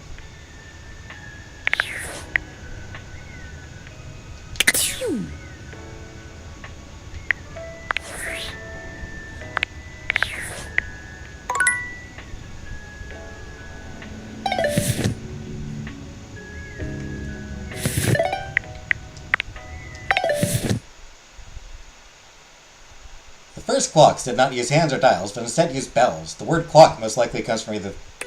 God damn it. When by too quickly.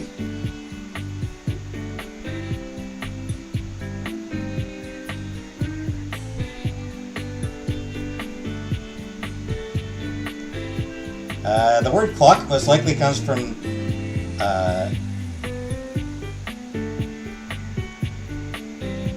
either the French word cloche or the German word Glock, both meaning bell. Alright, and that is definitely enough for tonight.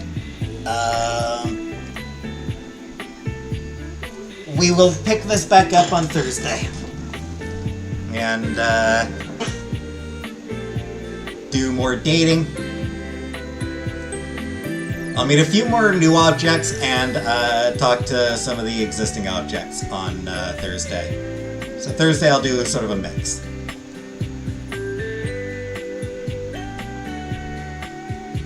This one was all about just trying to meet as many new objects as we could. I did accidentally talk to a couple of existing objects a couple times, but that'll be next week. Or that'll be this Thursday. Mix of old and new objects. So thanks for watching, everybody, and good night.